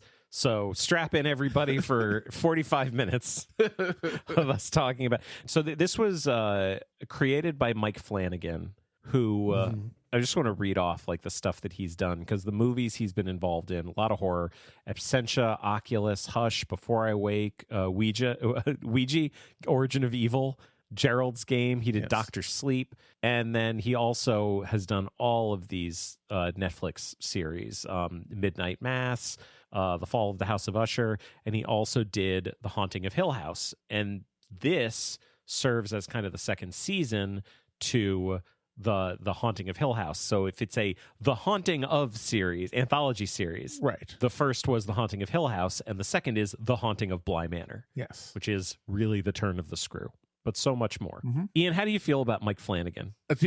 I want to say this I want to be as quick as I can here. I'm a big fan of his. I have still not watched everything he's made, but I basically started with Midnight Mass, which was the series he made after this one. Yeah. I've watched everything since, and there's still a bunch of his older stuff that I need to get to. And in fact, The Haunting of Hill House and The Haunting of Bly Manor, I was always planning on watching, but just hadn't. So it was very fortuitous that we were doing this for the podcast. Yeah. I still haven't seen The Haunting of Hill House. I'm excited to watch it. I knew you were a Mike Flanagan fan. Yes. I'm a big Mike Flanagan fan. I'm a big fan of his whole deal. Yeah. He's one of those creators. He's got a lot of like him things that he always does. And he's got this cast that he works with over and over again and stuff like that. I mean, there's some changing, but yes, I'm a big fan. Here's the thing though. If this was a show about Mike Flanagan shows, or if this was The Haunting of Bly Manor rewatch podcast, we could spend a really long time talking about it. Yes, certainly I could. Yeah, like the short version is it's great and it's rich. Like there is a lot going on in 9 episodes, and it is so well written. It's not the kind of thing that sometimes happens with these miniseries where every episode just kind of bleeds into the other because it's just one story cut up into 9 pieces, and it feels kind of arbitrary that it was 9 episodes. The way he put it together, every episode is its own chapter that feels very different than the other ones, that follows a different character, or at least has its own, like it has very segmented themes. Yes. And, you know, stuff like that. Like there is one story that goes throughout all of them, but like I could say to you, well, remember the episode about Hannah reliving everything? Like that's one episode, you know? There's an elevator pitch for every episode. Right. At least. So I would love to like go through the 9 episodes really quickly, but at the end of the day, this is not a Haunting of Bly Manor rewatch podcast, and it's not a Mike Flanagan podcast.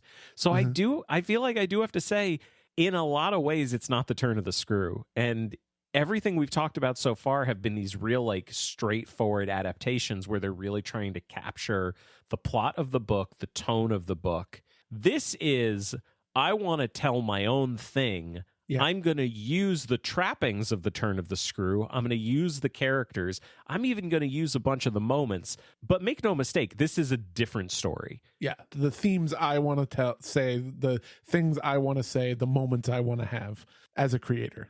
Yeah. Right. It's difficult because it's like, even if I was not a Mike Flanagan fan, had never seen anything that he had made in my entire life, if I watched this, I would still be like, this is fantastic. Who is this guy? Like, it's not like I just liked it so much because it's him. I mean, maybe a little bit. Yeah. It's tricky to be objective with this stuff, but I think that we can objectively say that no, it's not like really an adaptation of the turn of the screw at all. Yeah. But anyway, let me go back for a second and give kind of a catch up on the show. Let me set the stage. Yeah. So it does basically follow the story. So we are in Bly Manor for most of the time. We do have a governess who is the main character. It's Victoria Pedretti, who plays Danny Clayton, who's an American who has come to the UK and has gotten this job as a governess in Bly Manor. It's also present day 80s. So it's another period. But we've got turn of the screw in every period at all. This is like kind of delightfully in the 80s. Yeah. She meets the uncle. He hires her, sends her to Bly. She meets Mrs. Gross, who's Hannah Gross. She meets the 2 kids. The place is haunted by Peter Quint and Miss Jessel, but it goes so much further. It really builds out this really great cast of characters. So like the uncle, he's not just in one scene or one episode at the beginning. So this is Henry Wingrave is the character played by Henry Thomas, who I'll go ahead and say it. He was my favorite actor in the show. Yeah, he's great. He is one of Flanagan's like most often collaborative actors. He's always in his cast one way or another. I mean, I don't know if listeners might remember him. You remember him. He's Ishmael. He's Ishmael in Moby Dick. Like the Patrick Stewart one. That's his most famous role. Yeah, totally. Well, for anyone who doesn't know, he's Elliot in E.T. Yeah, he's still acting. You know, E.T. was once Spielberg was going to direct that. That was something. It's good. Thank you. But yeah, he's so good in this. So she meets these people, but he's in the whole show. We see the dead parents. We see Flora and Miles' dead parents a lot in flashbacks. Hannah, I don't even want to call her Mrs. Gross. Her name is Hannah. I know Hannah, the character. She's played by Tania Miller. And just, like, I love Hannah. Hannah is beautiful, and she's like, her story is heartbreaking. And he's added a character. Now there's Owen. Rahul Kohli plays him. He's the cook at Bly Manor, and he's just a new character who exists with all of them. And he has everyone has relationships with everybody. There's now Jamie, the gardener, who she's awesome, and she and Danny end up falling in love, and it's really beautiful. Like there are these new characters, but it really feels like a TV show. Like all of the characters get lots of moments. It feels like a story that should be told over 8 or 9 hours, not a story that can be told over 90 minutes. Yeah. And in so many ways, I feel like the normal metrics don't apply. So like I kept looking at all of these to see, like, how's the governess Mrs. Gross relationship? In this, it's wonderful. Danny and Hannah's relationship is great, but that's because it's a good show and all the characters have well-drawn relationships with all the other characters. It's not that it passes or fails. It just is a different thing. The kids aren't creepy. Yeah. No, at all. I mean, no, not really. I mean, not unless they're the only time that they're creepy is when it's it's always telegraphed to you that they're not under control of themselves, right? And so you understand that it's not them, you know. So they are not inherently creepy. The kids are normal kids who are occasionally very unambiguously possessed by spirits, and then they are creepy. And even then, they're not really creepy. They're just acting like other people. They're acting like grown-ups. So the rules of the world make it clear when they're themselves and when they're possessed. I want to talk about the rules of the world for a second, because that's another thing that Flanagan does that he really, like, the ambiguity gone. Yep. Ghosts are real. The fact that the ghosts are real is central to it. It doesn't work if the ghosts are not real. Everyone knows about the ghosts. Everyone sees the ghosts. Some of them are ghosts. So here are some of the rules. So one of the rules that he set up is that the lady in the lake traps the ghosts of any people who die at Bly. Now, hang on a second. Lady in the lake, you say? Yeah. Because when I saw the poster for it and I saw all the ads, there's like a creepy lady who lives in the lake who comes out, and I'm like, I assume that was Miss Jessel. No, not. And that blew my mind. Like, wait, who's this other ghost? The lady in the lake is a ghost at Bly who lives in the lake and is a lady. And if you die on the grounds of Bly, not only does your spirit not leave this plane, it also can't leave the grounds of Bly. Right. So it's one of the reasons why the house is haunted. It's one of the reasons why Peter Quint, why his spirit is there, why Miss Jessel's spirit is there, why a whole bunch of other ghosts are also there, because there's a whole bunch of other ghosts. This is a very common thing in like modern ghost stuff, this rule. I feel like everyone uses it. It's not like original or anything, but it's but it's just one of those things that has come into common use because it's great and it makes sense. And I mean, it makes sense in a supernatural way. And you know, it's plausible. Yeah, it's plausible. Yeah, exactly. Yeah. Here's another rule. When you die at Bly, you may not even know you're dead. You have to figure it out. One of the characters turns out they've been dead the whole time.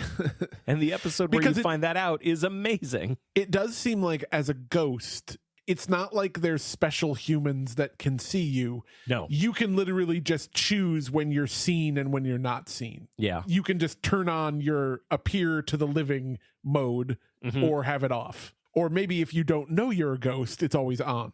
Yes. Yeah. Here's another rule. If you're a ghost at Bly for long enough, you lose yourself. Yeah. Starting with your face. Yeah, you turn into a creepy no face. Yep. The ghosts that have been there for a long time have no faces, and it is terrible every time I see them, and I still have nightmares about them. I was like, Jeremy's going to fucking hate this. Like, I hate it. I hate it so much. Like, the dollface boy, he was a child who died at Bly. The lady in the lake got him, and was hard to watch. But then little Flora, little sweet kid, she like meets this little boy who has no face, and she's like, I'll give you a face, because she's the sweetest kid in the world. And she finds an old porcelain doll and takes its face off and puts it on the kid, and that doesn't make it better at all. It makes it a lot worse almost. That makes it worse, in fact. You just got, like, she's been talking to this little faceless boy for a few minutes. So you've just, like, he's creepy no matter what, with his no face. That's always going to be creepy. But you've just kind of gotten to the point with him where you're like, okay, he's nice though. Yeah. Like, yes. He has no face and he's super creepy, but like he's not going to hurt her. He seems like he's nice. He's and then she like she like does she gives him a different creepy face, and it messes it all up again. Yes. And then on top of all of that, I want to say another thing about Mike Flanagan that I hate about this guy. Fuck Mike Flanagan and his hidden ghosts. Yeah. I hate it. Yeah. He's got ghosts everywhere. They're all over the place, and they're just hiding in the shadows. And I hate watching a scene with characters talking in the kitchen, and then if you don't notice, over in the corner behind the garbage can is the doll-faced boy just hanging out. Yeah. Yeah. I hate it. Hate it so much. Okay, so you lose yourself starting with your face. Like the lady in the lake, she's been there longer than everybody, and that's why her face is like completely gone. You find out that she's, the original ghost, essentially. Right. And she's the reason why the ghosts are stuck there anyway. The OG, if you will. Yeah. Okay. Thank you for laughing at my joke. Here's and then final rule, and this has sub rules. The dead can possess the living. Mm-hmm. That's rule 4. Rule 4A. Possessing children is much easier than possessing adults. Adults inherently kind of reject possession. Rule 4B, when you possess someone, their consciousness is pushed into their memories. So they're not in control of their body anymore. They don't even know what's happening. So every time the kids get possessed, they like wake up and they're like, what? I don't even remember any of it. And then you finally start to see where they are when they're being possessed, and they're just like experiencing their memories. They keep calling it like tucked away, and it's really, really good.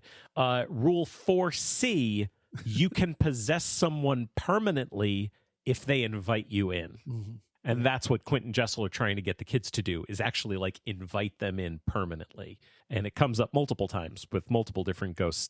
And there's a lot of rules. I'm not going to be completely uncritical of this show. Like, and this is, I think, a criticism of a lot of his work is the same thing, is that basically everything you just described, it gets a little messy with the rules, and like I think it works pretty good here, but I'm just saying it has a tendency to get that way.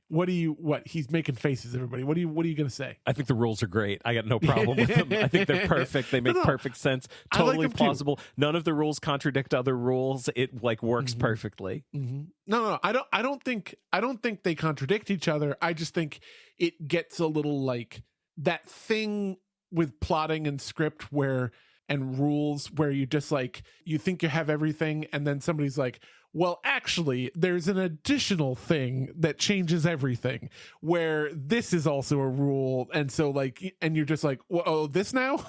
I feel like at its worst, this can feel like homework when you're watching a show. Yeah. This never felt like homework to me. I never felt like I was going to be tested on it. It was just enjoyable to watch. So I had no problem with the rules. Can I go back to In a Dark Place for a second? Sure. This series stands to me in stark contrast to In a Dark Place in terms of showing a queer relationship. Because in this one, Danny's gay. Yeah. And one of the things we see is like her previous relationship with her fiance that died before they could get married.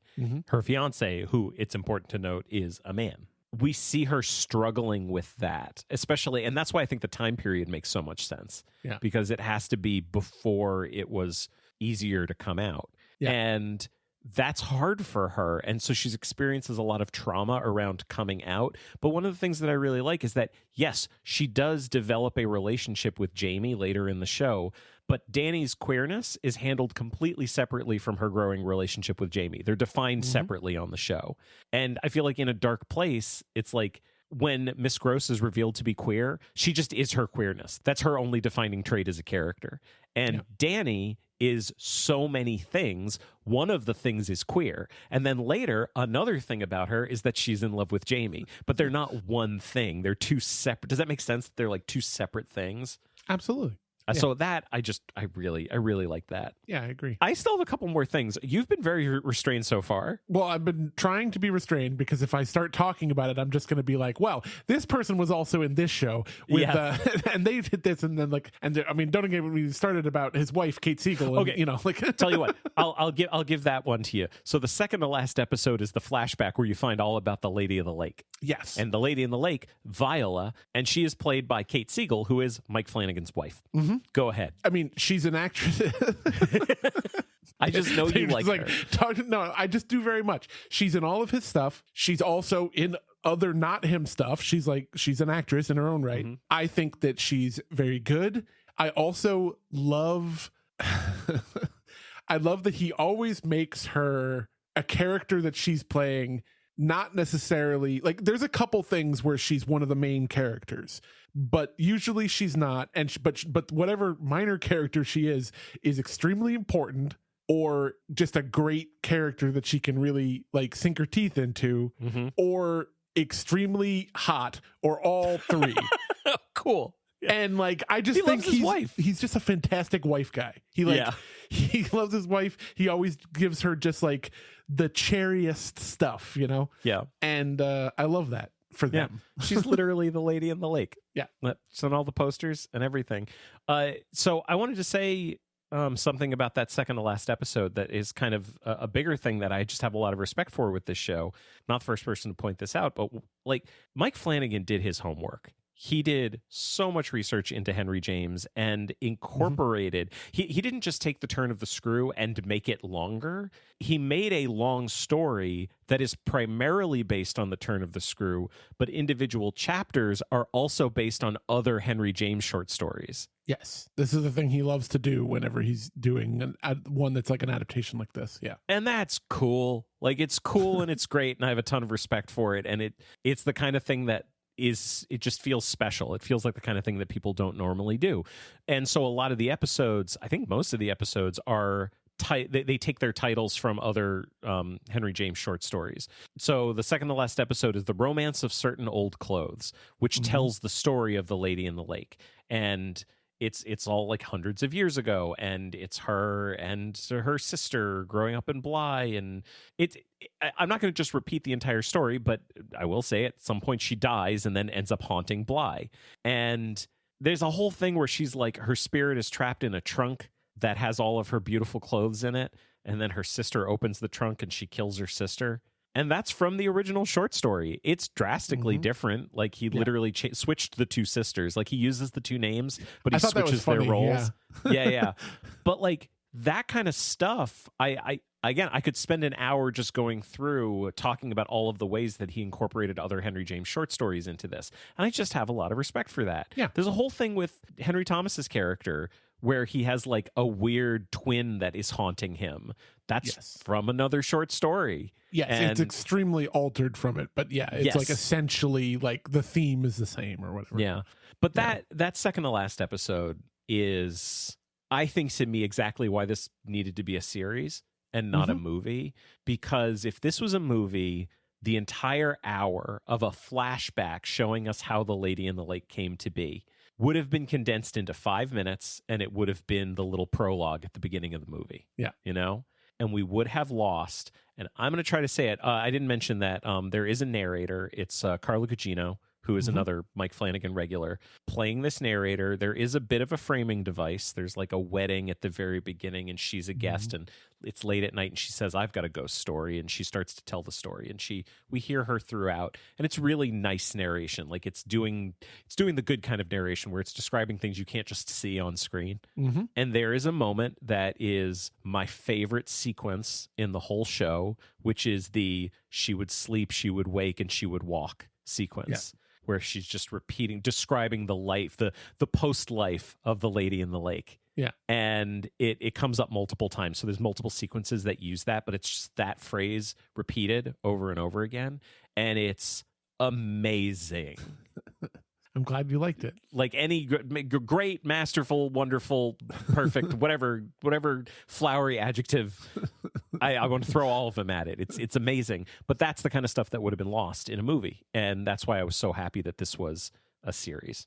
The climax is great, and it turns out to be a love story, and Danny and Jamie's story is so central to the plot, and it's great. And I don't even really want to talk about the last episode. I don't want to say how it ends because we've already spoiled enough, and it's so worth watching.